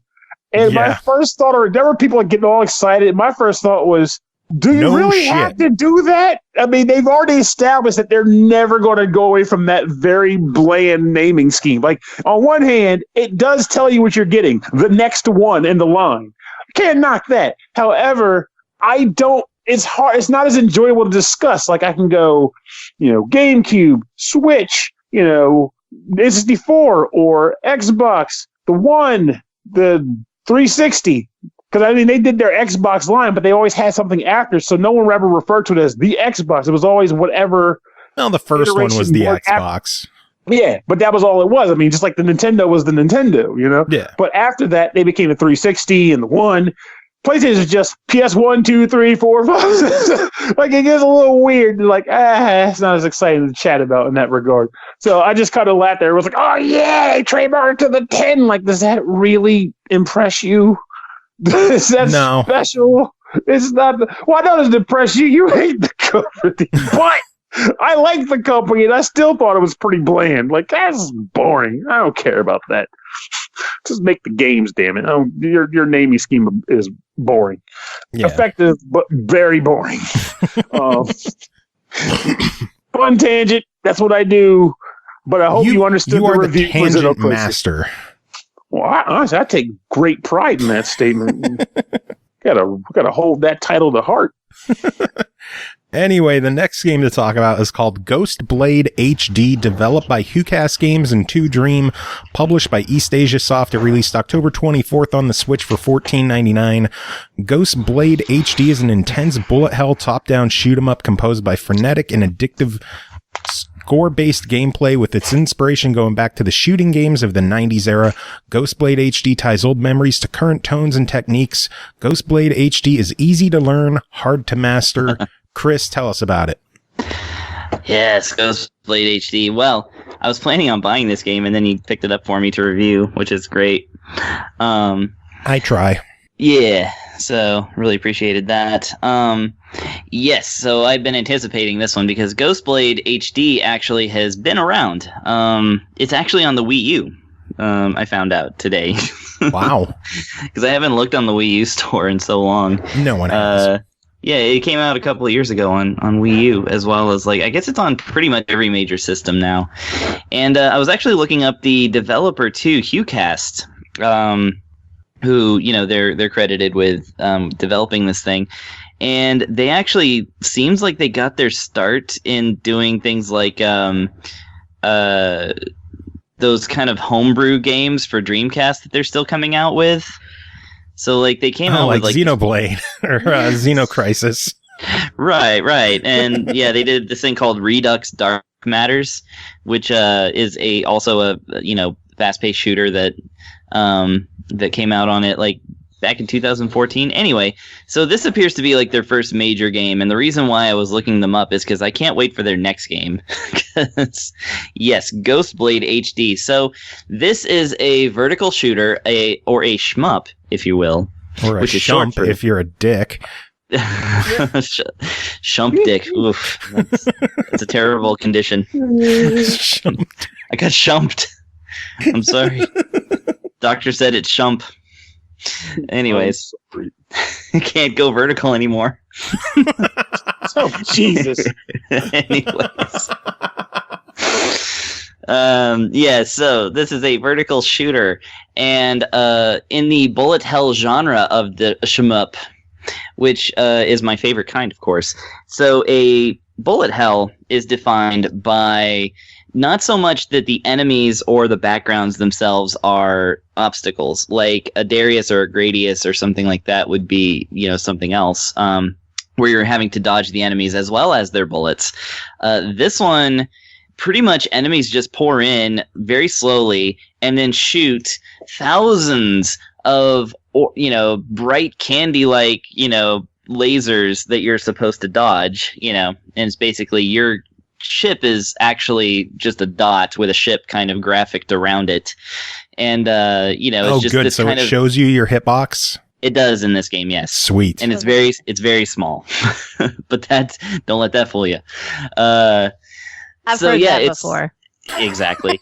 It becomes this kind of like ballet dance of like, keeping on top of the enemy, and blasting them away with your high powered, spread shots and like whatnot and bombs and everything, while trying to keep your dot away from their dots. It's a beautiful genre, and it's one of my favorites. And this game is quite possibly, I'm going to go ahead and say that this is probably the best vertical shooter on the Switch so far. Ooh, that's high praise, because there's a lot of shmups on the Switch. Yes, and I was really, really impressed by Rolling Gunner, which of course is a horizontal shooter, which is the reason why I specify that, this vertical shooter is extremely good. So basically, there's no story. There are 3 ladies, very scantily clad, with 3 different ships that have slightly different shooting styles, which is very typical of the genre, but I'm very surprised at the fact that there's 0 story. Nothing between levels, nothing before levels. The ladies don't even have names. You find out, I think, through the scoring system what the ship's name is. So the ships have names. Basically, don't let this game anywhere near Anita Sarkeesian or any of that lot. This is not a respectful game. However, once you actually start the gameplay, you'll see it has selectable wallpaper, which it has this one background where you can see the ship on one side and the sexy lady on the other side, and then like the next wallpaper to that is the same wallpaper but without the lady and the ship. So it's like you can turn off the scantily clad women if you want, which I'm sure gamers are used to doing. Anyways, so it's got 3. We're bad today. It's got the usual modes: easy, normal, hard. Of course, easy is I would say not even easy enough for people who are unfamiliar with the genre. However, as the game reports, it is easy to learn. And there is a training mode, like a tutorial kind of thing, which kind of teaches you about what all you're doing, which, it really just comes down to 3 buttons, which I appreciate. One is the normal shot, which your ship goes normal speed, and you're shooting usually up to a spread shot on 2 of the characters.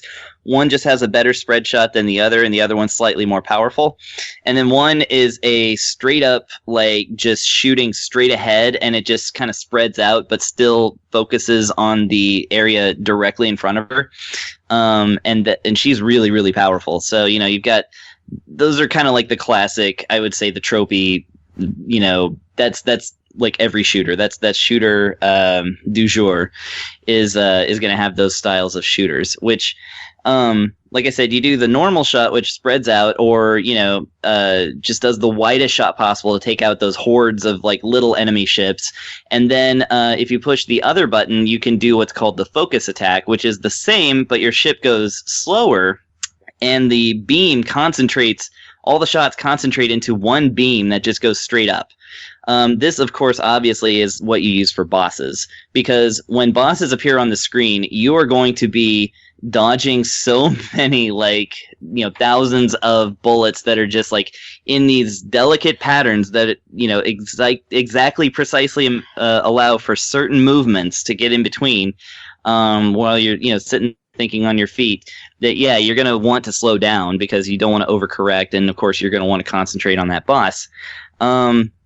Yeah, and of course it also has bombs, which clear the screens of bullets and or enemies and does lots of damage to the boss. And this game has that system that I really like, where before you lose a life, if you get hit, your ship automatically deploys a bomb. So it's a safe. Good. Yes. I do like when that happens. Yes, I'm very into that. And yeah, beyond that, like I said, it's got like, in the Switch's horizontal, screen, like, yeah, it's got a widescreen thing. It's got, the gameplay field and then the two borders, or you can set it to where you can flip it and then use a flip grip or whatever and like actually have it has vertical mode. Hell which, yes. Again, I love.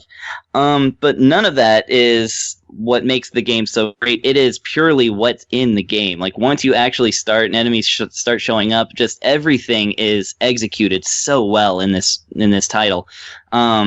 Enemies come out, they're big and bright, and like I said, they shoot out these bullets and there's different colors and they're super bright, and like the whole game is just like this beautiful overstimulation. It's like, you're fighting regular enemies and then just suddenly the entire screen starts turning pink because there's so many bullets on screen at the same time. And the thing almost never really slows down. Which, some people actually use slow down as a tactical thing. Gradius 3 on the NES, Super NES is a great example of that. But no, like everything like happens at once in this game, and it's so much that happens, and you're just like, but you're in it. Like, you can actually survive everything because it moves just slow enough that you're able to like really take care of yourself. And I actually played the game in hard mode and was able at least to get through the first stage. And that was not through lack of them throwing the kitchen sink at me.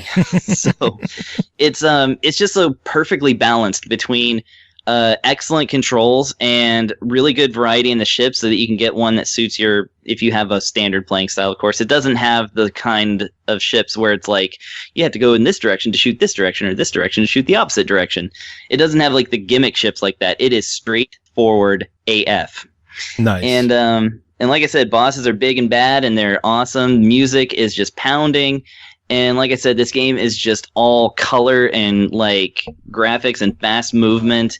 And it's just, as a shmup fan, I found this to be like extremely playable. And yeah, this is like sailed straight to the top of like, all-time favorites on a system that already is not hurting for the genre. Yeah, seriously. So overall, $15, your verdict? Do I even have to ask?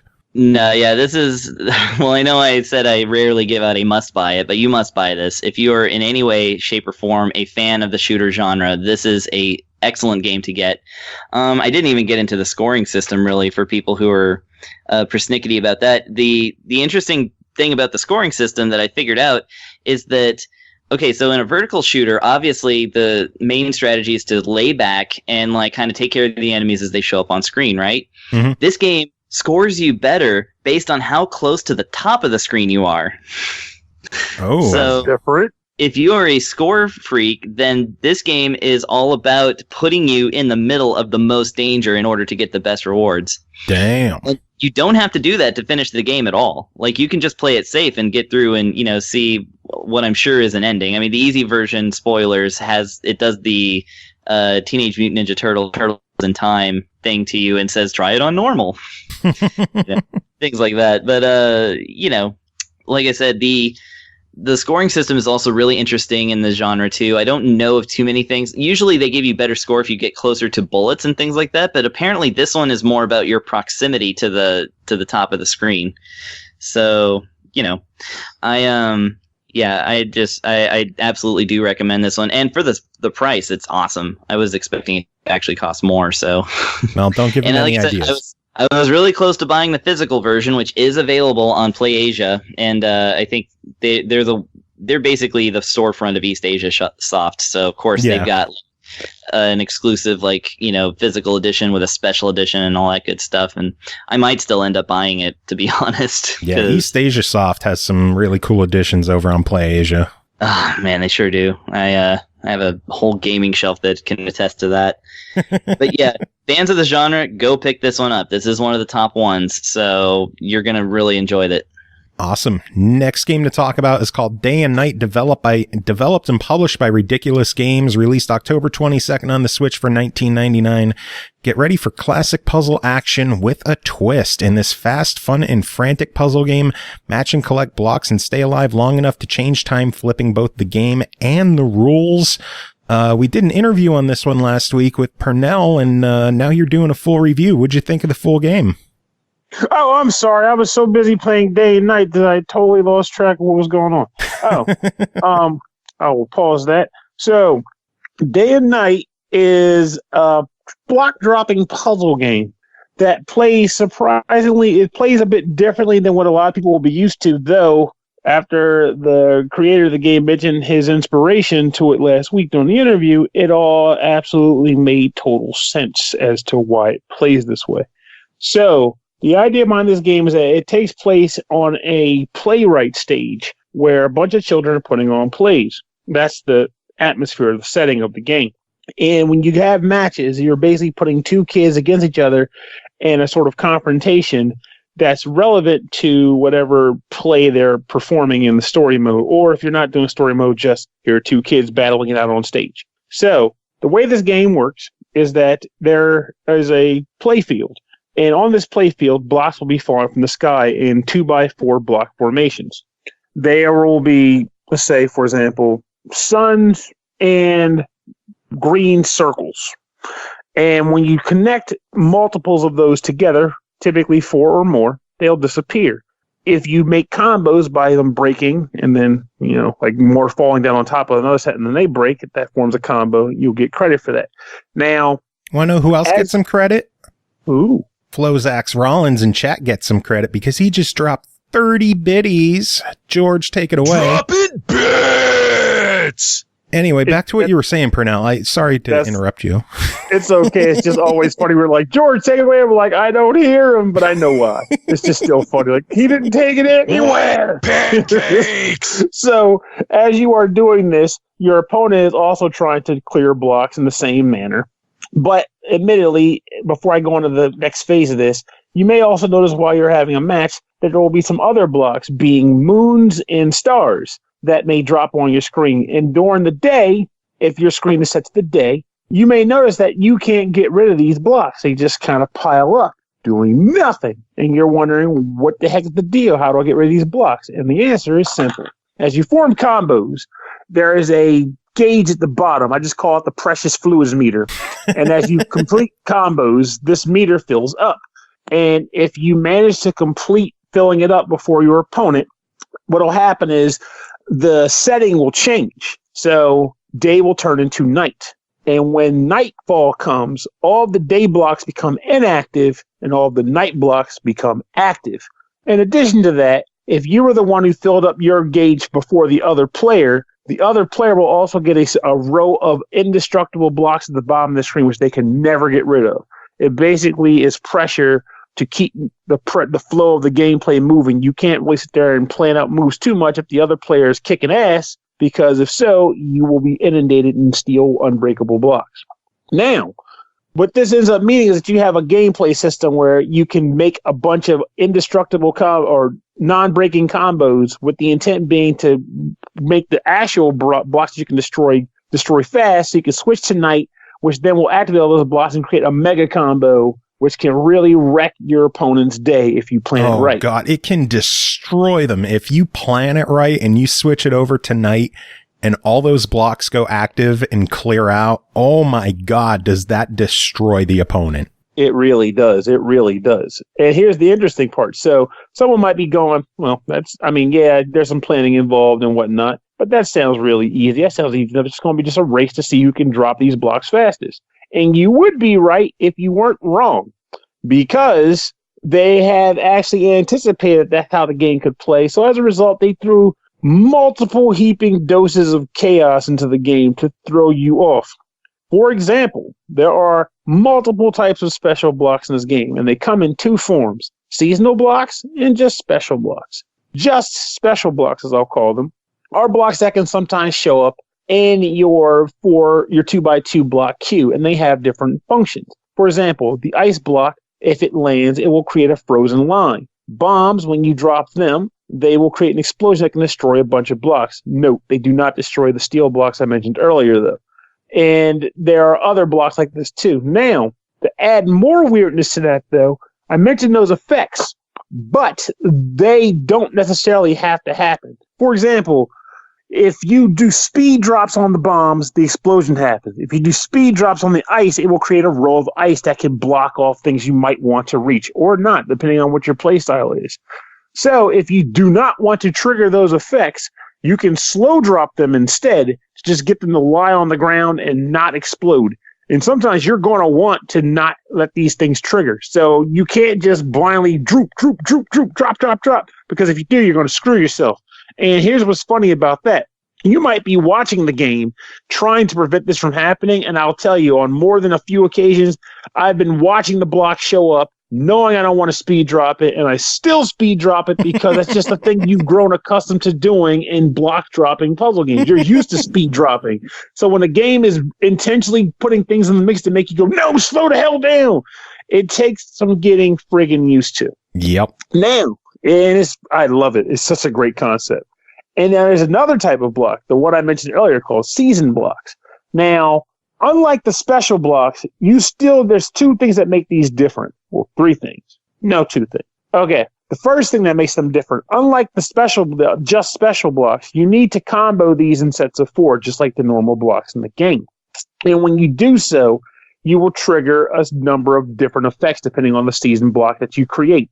For example, well, I'll go on that in a second. The other thing that makes them different is that specific season blocks only show up during specific quote-unquote seasons in the game. As the day and night cycles change in gameplay, the seasons will also change over time. So if you're in, say, the spring, you'll get sunflower or daisy blocks. That'll be the special block for that season. And if you create a set of 4 or more, you will send a seed over to the opponent's side, resulting in a vine rising up from the ground to all connected blocks from that starting block, resulting in a bunch of unusable blocks. Unless you go through a series, there's ways to get rid of it, but I'm not going to go on all that here. But you can get rid of them, but man, until you do, they can be annoying. Yeah, for the tips, you could listen to the interview 2 episodes ago. Yes, because he actually was on fire with that. That was a fun conversation discussing this game. Summer, you will get hot meteor blocks, and when they connect to the enemy side, they will set a block on fire that spreads and disables blocks by turning them into ash blocks. They suck. Fall, you'll get fireworks blocks, and in winter, I don't even remember winter because I'm too busy scrambling, but the main 3 seasons I mentioned are those 3. I think winter may actually just result in more ice blocks, to be honest. It's a weird thought there. But honestly, it sounds interesting enough, but juggling all that stuff can result in some seriously hectic matches. It ends up being a lot of fun to play. Now, the actual modes that exist in the game, there are not a ton, but again, this is a classic puzzle game, so what do you friggin' expect? There is a base versus mode where you can choose an opponent and a difficulty level and have a first to 3 matches scenario that plays out. And depending on the difficulties that you I'll go on that in a second too. Hold that thought. The next mode is Pernell. Too many thoughts. We're running long. Well, there's a lot to talk about in this interesting game. Remember when Pernell was like, "I'm tired, and so we have to hurry." Hey, you. When good games are on the table, dialogue has to flow. That's just how this works. Now, in story mode, it's not like we talked about the game for an hour before. Good point. But still, story mode involves you going through one of 6 different plot lines where it's just the matches are kind of themed based on those play storylines. So, for example, you might have a run where it's always nightfall, always daytime, or always a specific season, what have you. There's the dare mode where you can play games under really weird conditions, like an upside down stage or a stage where tons of ice blocks fall. And throughout all these things, there's various conditions you can fulfill, which will result in you unlocking costumes, which the kid characters can wear. Doesn't give them powers or nothing, just makes them look a little different and wacky. Nice, cool stuff like that. And that is it for the modes. But that is enough. Oh, survival mode.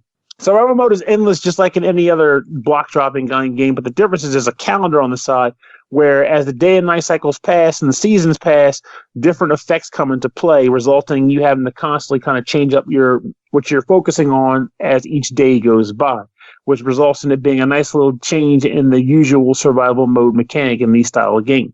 Overall, Day and Night is a fantastic game.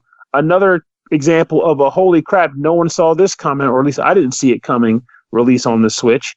I really do enjoy it. I love it. I play it quite a bit, actually, as of late. In fact, I didn't even know I was doing a review for it after the interview, and I've still been playing it. So I just like the game. It's a good title. I will say, I do have one negative. You were mentioning the modes. For $20, I really wish this had online. Oh, I do too. Online is something that I've noticed is a unfortunate thing that comes up with a lot of these more indie titles. I'm not sure if it's because they probably don't have the staff to work through the kinks of setting up network play or what have you, but network mode on this would have been really awesome. Yeah. Because I could see myself having a blast trying to go online. And I'm not big on playing with strangers, but if I had friends that had, like you had this, if I'm not mistaken, I could be playing it with you, Yeah. So that would be nice. Instead, you'll have to come visit and we'll have to go one-on-one sometime. Yeah, that is true, because after that last time, what were we playing? I don't even remember the game, 'cause I think I mentally blocked it out of my memory. But 1001 Spikes. No, not that one. I'm good at that. It was a puzzle game we were playing where you kicked the tar out of me unexpectedly. I think it was Puyo Puyo. That's what it was. It was Puyo Tetris. I never saw it coming. Because there's Tetris in there, so I kicked your ass. Yeah, he was killing me on the Tetris, and I did not appreciate that. This game, however, I think I could knock you down a peg. Yeah, probably. That will have to happen. But $20 on Day and Night. What's your verdict? Total buy it, total surprise, total worth it. With charm for days. Total charm or normal charm? I don't know. What is total charm? Or did you say turtle charm? I said total because you kept saying total. I do like that cereal. It's very good, especially the brand that has the raisins in it. Really freaking I'm going to fucking sleep. Raisin Bran? No, total. Total with raisins kills Raisin Bran. Kills it. Yes. Raisin Bran? Somebody saw Raisin Bran and they were like, I could do better. Yeah. That's right. Let's create flakes that don't sog in 2 seconds. Boom. Then again, I can't say it too hard because I think Raisin Bran improved their recipe. And they don't have soggy flakes anymore. Now they have the Raisin Bran crunch or crisp or whatever. But I love cereal. I love Raisin Bran. But Total with raisins is the better cereal. The crunchy ones just have granola chunks added to them. Oh, well, there we go. Maybe the Raisin Bran still has that sog down. It does. Oof. Fix that shit. Fix it. Cole, you got to fix it. I ain't fixing nothing except for the bed. Not yet. We got 2 more for Chris. Fuck. Next one to talk about is called... Sorry. Next one to talk about is called Creepy Brawlers, developed and published by Megacat Studios, released October 24th on the Switch for $4.99. After a spectral hand pulls you out of your seat and into the silver screen, you become the underdog in an underworld championship. Lace up your gloves and get ready to duck, bob, and weave as you go toe-to-toe with a marathon of monsters. Better train like hell. Chris, tell us about Creepy Brawlers. Wait, before you do that, I have to make this comment. Please tell me when you heard the name of this game, the Creepy Crawlers theme song immediately came to mind. Because if it didn't, I'll feel bad that I'm the only one. Creepy Crawlers.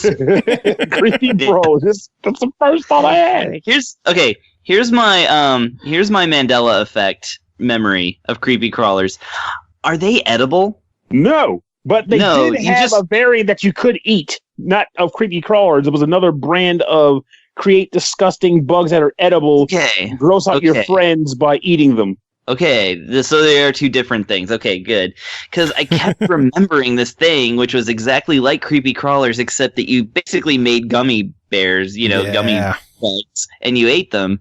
And I was like, those look really good as a kid. And but no, Creepy Crawlers are just like, you just make bugs, right? And they're kind of like, it's kind of like an easy bake for boys. That's exactly what they marketed as too. The whole premise was like, we can make gross food and then eat it. Like there was like one that was like a sort of like dirt brownie, but you put gummy worms on top of it. So it was like worms in the dirt. Yeah. And I think it's funny because those says everything's edible if you try hard enough.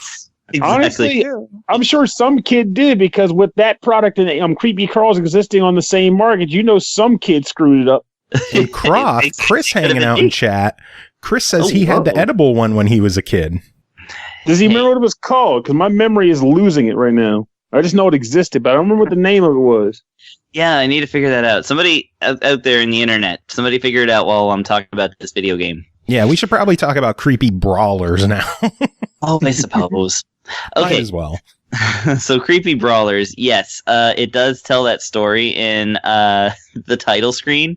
Like, it basically shows creepy brawlers on a theater screen, and there you see a line of Z's, and then a hand reaches out and grabs the person that's asleep. And like, that's not only the title, but that's also the story. And yeah, so this is basically and this is gonna go for both of these games, even though I believe they're completely different studios. This is a developer who does specialize in creating actual games on the actual like assembly language of the NES. That is to say, they actually release physical NES games of these games when they come out. Yeah. So this is really literally 100% an NES game that you're playing on your Switch. In fact, with both of these games, I happen to have the NES controllers for the Switch, and I was able to play both of them just fine with the NES controllers, which is like my little smell test, as it were, for these like authentic retro games. So yeah, so Creepy Brawlers is basically a kind of zombie-flavored Mike Tyson's Punch-Out. It's extremely hard to not compare it to that game, because you play a, as far as I know, unnamed character. I didn't catch his name because they do have like little brief story snippets before the films, quote unquote. But yeah, he is I guess a theater goer who happens to have boxing gloves and falls asleep in a movie theater. And then, yeah, gets put in this world, and basically, yeah, he stars in these movies, which the movies kind of act as like the different bouts, like the you know, the different what do you call them, like in actual Mike Tyson's Punch-Out, like you have the a circuit. That's right. So each movie is basically a circuit where you have to beat certain enemies, some of which, like in Mike Tyson, come back a little bit stronger for a rematch. But, you know, each one does have unique characters, and they're each in different, like, you know, different versions of horror films, you know. So the first one has you facing off against a zombie. And you'll recognize it immediately. And in fact, the controls are also exactly the same, pretty much. You know, the camera is behind your character, who is a, you know, smaller sprite, so that the larger sprite can be seen, who is, you know, right in front of you. And it's basically all about ducking to the side or blocking by pushing down. It's about pushing the B button for a left punch, the A button for a right punch, and you know, basically ducking and weaving and dodging, and then, you know, throwing your own punches until the enemy loses their health, and then they, you know, they do the count, and, you know, if you get them down 3 times before the 2.5 minutes are up, then you win, and you get to move on to the next character. And yeah, it's got things like, you know, zombies. It's got a like, I guess a corpse bride, you might say. Just appears to be the ghost of a jilted bride who has a knife. So these actually aren't straight up fair fights or anything. Not that Mike Tyson's Punch-Out was either. You know, True. Little Mac was fighting way out of his weight class. But, you know, so things like that happen, and eventually you're fighting against, like, you know, vampires and even like a robot and like things like that. So the characters get really interesting. Of course, like I said, you can also do training mode against and fight any character that you fought before. And, you know, once you unlock one film, quote unquote, then it unlocks the next film. And of course, between fights, they have little, like, you know, 2-screen story snippets that they kind of tie the thing together in a film, and they, you know, also make some jokes, you know, like, oh, I must have eaten some bad popcorn, har har. You know, just silly things like that, like you would expect. Enough to keep the story going. Yeah, exactly. And yeah, I mean, that's pretty much like, that's the whole thing of it, is that it's just that. It's boxing with enemies. Punch out in hell. It's Punch Out in Hell, yeah. Everything looks good. It, of course, has a kind of dark tone to it. Like, the colors are very dark, I noticed. Like, I almost, like, suspected it of being a Game Boy game because, like, one of the stages is so washed over in greens. But it's not, actually. It's, but they do tend to favor those things. And, of course, the outside border of the game is, actually got, like, a, real... kind of high definition art of like different things, like a Frankenstein monster in the film and, all those. But, yeah. Nice. So $5 on Creepy Brawlers. What do you say? Yeah, $5. I say this is worth definitely a play, especially if you are, like I said, looking for something that plays like Mike Tyson, but is a little bit different. Like I said, once you start really getting into like the rounds and stuff, it does feel a little different. And, it feels good enough. It sounds great. Like the soundtrack is really on point. And, it's hard, but not very, not impossible or anything like that. The only thing that I would say, and this is again only just comparing it to its forefather, I would say that a lot of times you get less reaction time to like kind of dodge enemies. They broadcast their moves a little less, so it's kind of like a little. You really do have to kind of pay attention a little bit more in this one. But yeah, I like it. It feels good. It looks good, and it sounds good, and it's a cool premise that delivers exactly what it says it's going to. Cool. And it's even cheaper than Arcade Archives Punch-Out. It is, yes. And, with Arcade Archives Punch-Out is the full-on arcade game, so... And hard as shit, so... Yes, so you'll hard. never see past the second person. No. All right, well, last game for you guys to talk about is Haunted Halloween 86, developed by Retrotainment Games, published by Megacat Studios, released October 24th on the Switch for $9.99. The side-scrolling platforming beat-em-up adventure takes players back to the town of Possum Hollow on Halloween night when Harry and his haunts wreak havoc again. This time, Danny has his tag team partner Tammy to help kick the crap out of those mindless wastoids that stand in their way of saving the town. Chris, we covered this one on the Xbox. It's making the jump over to the Switch. What do you think of it? All right, well, the Switch is where it belongs because it is an NES game and the Switch has an NES controller. So there. Yeah. Does it work with the NES Xbox, controller? It can be completed in 15 minutes. So Really? Achievement-wise, yeah. yeah, Oh, achievement-wise, yeah. and that's what matters. Yeah, they have achievements in these games, but they're their own self-contained things, so that's... Ew. Again, as a Nintendo fan, I'm never looking for achievements, so okay, You got me there. So does this work with the NES controller? It does. It actually works really well. Yeah. It feels really good with it too. Because they laid out the buttons exactly to where it works with that, and everything except obviously like the Wii menu controller, but that's okay. But actually, and this also applies to Creepy Brawlers. Both games I realized can actually be reset in the old school Game Boy way by pushing all 4 of the buttons. Oh, nice. That's Yeah. nice to go back. Yeah, they both have that nice little throw. It's funny to me that like it even occurred to me to try that. I was like, I want to reset this game, but I don't want to close the software and reopen it. I wonder if it works. Now, if you've got the Joy-Cons attached, it's a very awkward hand position to try and push A, B, plus and minus at the same time. Yeah. But of course, on the NES controller, it's absolutely perfectly natural. Okay, so yeah, Haunted Halloween 86 is the sequel to the aptly named Haunted Halloween 85, which I remembered seeing them around, like, in conventions and stuff like that, talking about, we're making a new NES game, and it's going to be on a cartridge and everything. And I was like, oh, that's nice. It's Halloween themed, so I guess you've got sort of limiting yourselves there.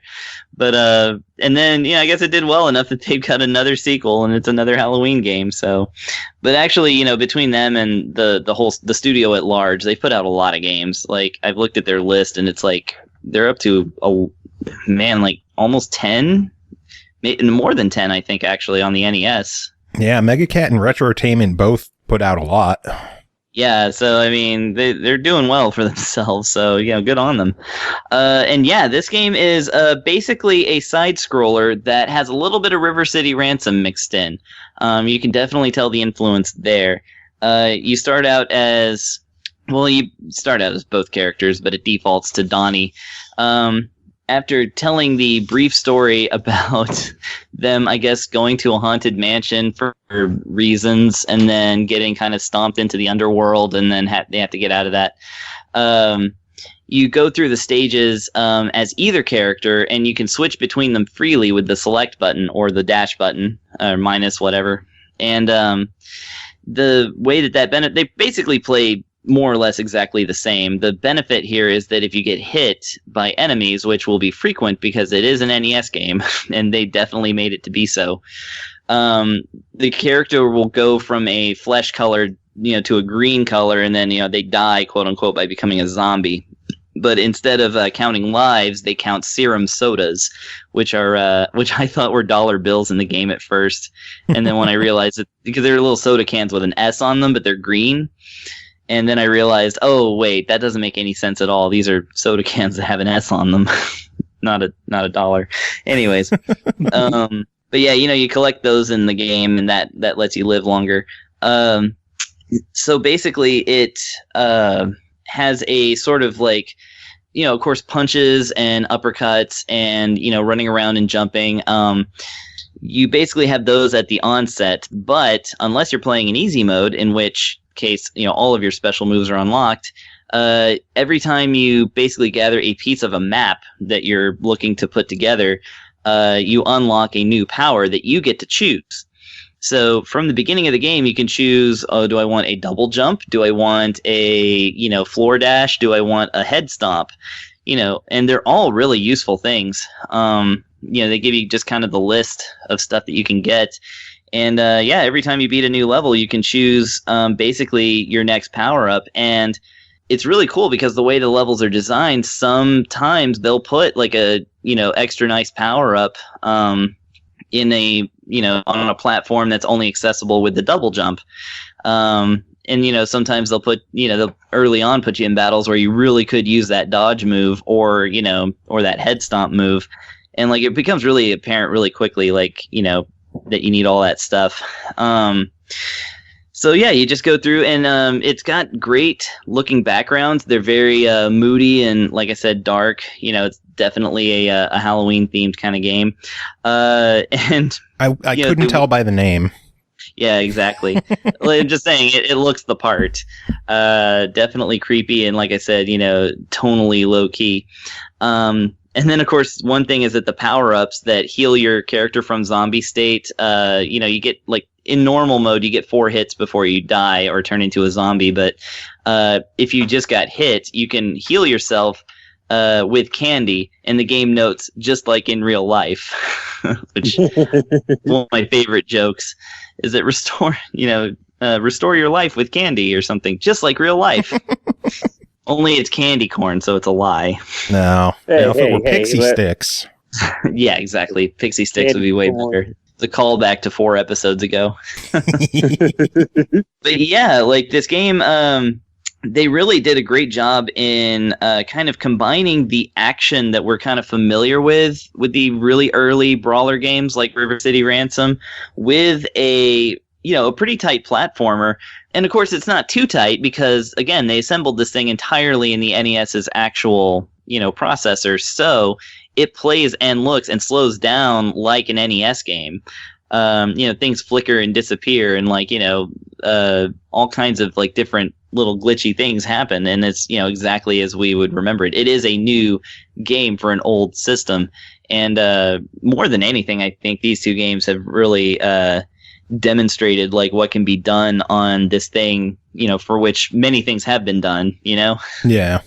And like I said, I really like the way the combos work. I like that some enemies can only be taken down with like an uppercut. You might there's a tall zombie that you have to uppercut to knock his head off, and then you can pick up his head and throw it at another enemy, which is pretty darn good.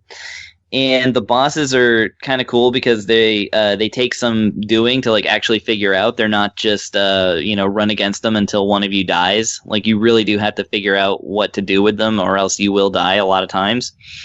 But the game is like pretty generous with the lives and and things. Like I said, you get serum sodas all the time. You always start it off on the screen that you just crossed into, and so like they give you a lot of chances to succeed, which I like. And I do like that there's a male and female character that are equals that you can freely switch between. So I kind of like that too. And there's also if you just want to play the beat 'em up and you don't actually want to do any exploring, there's an onslaught mode where you can just turn that on and just defeat waves of enemies.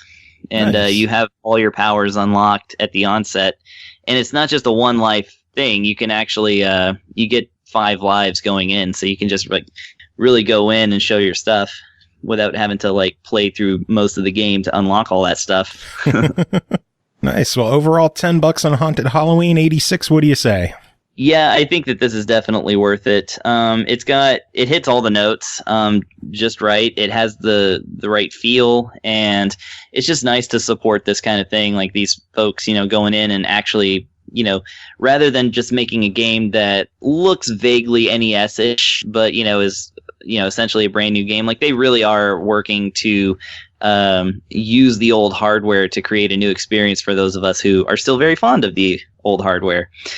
Like I said, I've got my Switch and my, stuff hooked up to the HD TV in the living room, but I also have a second TV with an NES hooked up into it, also, in the common area. So this is the kind of game that's made for people like me, and I really appreciate it. So I think that, and I do think that this is a much better, more fleshed out game than Creepy Brawler. So if you really are looking to get like a full game experience, then I think this is the better one for sure. Awesome. Sounds good. Well, Yeah. that is it for y'all. What were you going to say, Pernell? I was going to say, this seems like an episode where honestly it feels cool that there were so many retro console developed games all discussed in one episode. Yeah, we got 3 retro games. And I mean- all were good. And Ghostblade purports to be like a 90s style shooter, but I'm like, man, I wasn't playing games this cool in the 90s. Hey, Wow. be careful, you'll get bombarded with the word like comments. I just mean on like shooters and stuff, but then I didn't have like the turbo graphics, which is apparently where it was at for shooters. Thunder, baby. Yeah. Oh, I have that on Sega CD though. Gate of Thunder, baby. Yeah. Wait, do I have Gate of Thunder? No, I don't. Yeah, that one was definitely only on turbo. The Lord got ported though. Oh, I know. I'm a Johnny Turbo fan, so I know all about his games that he's been. Nice. Well, before y'all get on another tangent, I'm going to let you go. Does anyone have any final words? I just have this tangent. Oh, Jesus Christ. Good night. No tangent. All right. And finally, we're bringing in our good friend Jacob Garner. Jacob, how are you doing? I'm doing. How about you? Doing as good as I could with this week, but, doing as good as I can with my wife making a whole bunch of noise in the other room. Yeah, she needed a water. Women. Why can't you just be dehydrated like a normal person? Yeah, why can't you be dehydrated? God damn it. The So nerve. how are you? Women, right? Seriously, Always have for to be real. hydrated. Why isn't Cole here to defend her? I don't. So how was your weekend? Weekend. Good answer. Good answer. I worked Saturday. What did I do Sunday? Football? I don't think so. No. Well, this is the life of being a parent. Yeah. Just don't remember shit at I all. was going to go direct into the review, but you usually bitch that I don't make small talk with you beforehand, and now I'm trying to make small talk with you, and it's going nowhere. Yeah, I know. I'm trying to remember what the heck. It was the 27th. I don't... Huh. Although, that... Well, Quality. the 27th was the 6th anniversary of me proposing to Jess. Oh, that's cool. My wife. So yeah, I bought her some flowers, and the ladies at Redner's were very impressed. And apparently, it was the talk of that store because I came in the next evening to like buy some stuff, and they were like, "So how did she like them?" And I'm like, "I'm sorry, what?" You're like, "The flowers you bought for your wife." I was like, "Oh, she really liked them." And they're like, "Oh, well, my husband doesn't buy me flowers." It's like, it's so hard to find a man who buys flowers. I'm like, "I'm sorry, ladies. I don't know what to tell you." So, oh god, just know this. Apparently, I drive the women of Redner's wild. Nice. I'm proud of you. Thank you. Well, should we get to the last review and get this show over and done with? Yeah, I suppose. Am I the last review again? Yeah. This is the end of the show. Okay. It's just all down to you now. It's just me and you, one game left, then some music, and this is like 9 shows in a row that are really fucking long. Yeah. Yeah, I guess we should probably get that show on the road. Final game to talk about tonight is called Eterno Blade 2, developed by Corcel Technology, published by PQ, but released October 18th on Xbox One and PS4 for $29.99. With agile movement and the power of time itself at your disposal, overwhelm your foes in frenetic combat and solve ingenious puzzles in this sequel to the fast-paced action puzzle platformer. Jacob, tell us about Eterno Blade 2. Yeah, so I've never heard of like Eterno Blade before you were like, "Hey, do you want to review this?" So I never played the first one, so I can't tell you how necessary it is. It didn't seem to be. You get tossed to the story, and like there's a bunch of people like training in the forest, and then they have to like go rescue somebody who's lost, and then it branches off into some other characters. Hold on. Actually, let me reverse that. So anyways, that first character that you get introduced to is this girl. Her sword really sucks. She's awful. So like I know that you're like, if you pick up this game, you're going to be like, "Oh no, is the whole game going to be like this?" No, the whole game is not going to be like this. After that, like, I think it's the first chapter, technically, you get these guys who have these awesome like whip swords, kind of like Ivy and Soul Calibur. Ooh. And they do like a ton of damage with their stuff. So don't worry, it gets awesome later. So think of it like almost kind of like Castlevania with the ability to control time, and it's relevant to fighting some enemies, but mainly just opening up doors and doing some puzzles and stuff like that. And you pretty much just move through all these locations, which, by the way, the backgrounds for this game are absolutely gorgeous. Foreground, it's okay looking. But, like, whoever was in charge of making up, like, the different, like, alternate worlds that you keep shifting between and stuff like that, that person is really awesome at what they do. But, yeah, it's pretty much you just go around, you slash stuff, and you have to use this ability to control time. And with this ability, I'd kind of liken it to the original Ninja Gaiden 2 on NES. Like, remember that one power-up where you could get, like, it was like a double of yourself, and he would just repeat your steps, like, 5 steps behind you? Mm-hmm.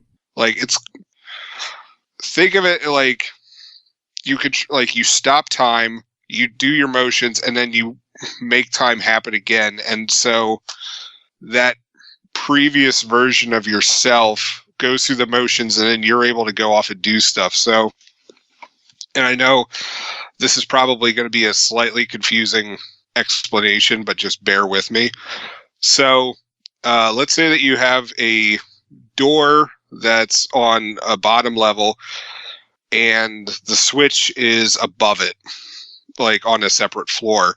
So what you do is that you stop time, you move where you need to, you hit the switch, and then you crawl back down to wherever you need to, start time back up again. And then while your original version is doing that, you could just go run through the door. Yeah, I know what you mean. Well, you know, we've seen that in other puzzle games. It sounds pretty cool. I haven't seen it in a lot of puzzle games because I don't review a lot of puzzle games. So you should cover more puzzle games. You should play more puzzle games. You should give me more puzzle games to review. Well, Cole takes them. Well, Damn it, Cole. Anyway. Yeah, it's a cool mechanic. I love puzzles like that. Yeah, I mean, I found it to be interesting in some respects, but like getting used to it at first was an absolute bitch. Thankfully, the meter for that is not like one where you have to constantly like go find capsules or potions or all that kind of stuff. It regenerates naturally, unlike your health, which I'll get to in a moment. And so thankfully, like even if you mess up, you just have to wait like a minute or two before you could try it again. And most of the puzzles that I encountered, I mean, they were fairly simple. I mean, it takes time because you really have to like study and figure out how the mechanic is going to work and stuff like that. But once you get it down pat, it gets definitely a lot easier. Now, the game itself, the enemies are fine. Although for some reason I don't even want to say most, but it's just like there's a bunch of boss battles where it'll switch to like a 3D perspective, and like most of the game's in 2D, like almost like a 2.5D Ninja Gaiden kind of thing. And then it switches to a 3D thing, almost like a 3D version of the original Contra game. Yeah, like during those like weird boss things, I don't like where you had to like shoot stuff down a hallway, that kind of stuff. Yeah. So it switches to that, and it's not terrible, but it's almost kind of like why did you like? I don't know if they made it like kind of like just to switch things up a little bit or what, but it's almost like why'd you bother with this? Because I never felt like it really added anything to it. I mean, it wasn't bad. Like, it just wasn't great either. And I just found it more distracting than anything else. But then when you get to any of the bosses that just stay in 2D, like, they're just hard as hell. It's like kind of like a classic Castlevania or Metroid thing. And you really just have to wait it out. And just bide your time and kill everyone. Yes, and I hated it so much. Like, I mean, not that it was bad gameplay. It's gameplay that I'm not used to. I'm not the best at. And I found it frustrating quite a bit. I mean, the game definitely gives you a challenge, and so I like it for that. But I wish that there was also like an easier setting for people who suck at these kind of games, like me. But yeah, like, I mean, all in all, I dug it. I think the worst aspect of it is the voice acting, which has some hilarious dubbing in it. It like a lot of overacting, a lot of it's just not good. But if you're is it really bad in a good way or bad in a bad way? There are points that are like original Resident Evil, like hilarious worthy, like oh god, like you could have been a Jill sandwich, like that kind of stuff. You'll hear some of that. So some of it's just the dialogue being bad in its own right. Other parts are just the voice actors not being particularly good. So, I mean, I never tried switching it over to Japanese or anything like that. I'm not actually sure if there is an alternate voice track. You may want to do that. But otherwise, I mean, it's a pretty solid title. I enjoyed it. I found it to be pretty challenging. It seems like something I would have been more up Pernell or Chris's alley with the games that they review. But I enjoyed it. I'd recommend it. Nice. I'm sure Pernell would have loved to cover it if he didn't have like a million titles already that he's trying to get through. Oh yeah, definitely. No. And then Chris doesn't have an Xbox, so. Well, that's his fault. Yeah, I know. Poor Chris. But well, overall, $30. What do you think of Eterno Blade 2? 30? Yeah. Yikes.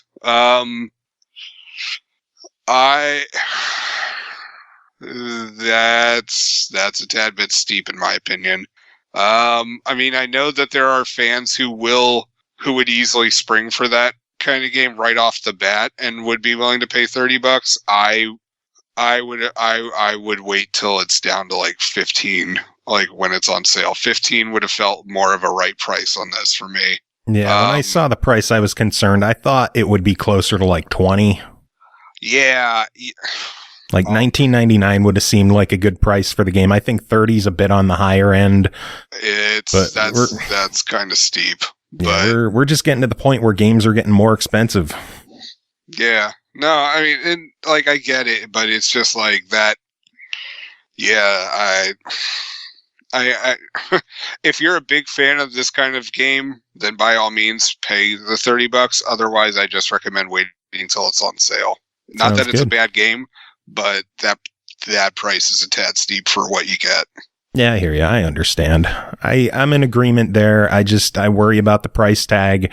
I think that's going to deter some people who otherwise might have jumped on the game. I hate to see how games keep going higher and higher in price. I missed the early 360 games where you could buy games for $5, $10, and games were that. Remember how much? Oh God, what was it? What was it called? Iron Tiger or something like that. The Hand of whatever, Hand Tower or something like that. Like, remember how much? Like, that was like the first game to cost $15 on Xbox 360, and everyone bitched about that. And now, like paying $15 for a digital title—that's unheard of. I'll never do that. But and now it's just like, God, I wish games were $15. What's up? Nowadays, it's God, I wish games were $15. Yeah, I mean, I before we started recording, I was just telling Joe that that I just finally sprung on Injustice 2 because I got the Legendary Edition for $25.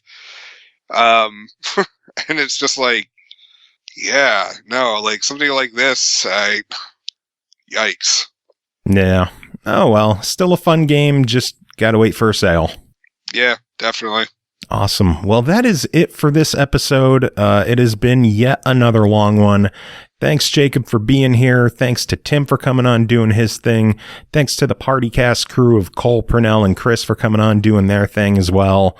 Music, we're going to play a track from Mega Beardo off of the Syndrovania, the Belmont Adventure project. Mega Beardo is always good for Halloween, so Castlevania goodness. There you go. Yes, indeed. Jacob, do you have any final words to end the show? Not really, other than viewers can, I know you all just can't wait till I cover Let's Sing Country. So that's my next review coming up. And who knows, maybe I'll even belt out another song without me realizing that Joe's recording. You're welcome.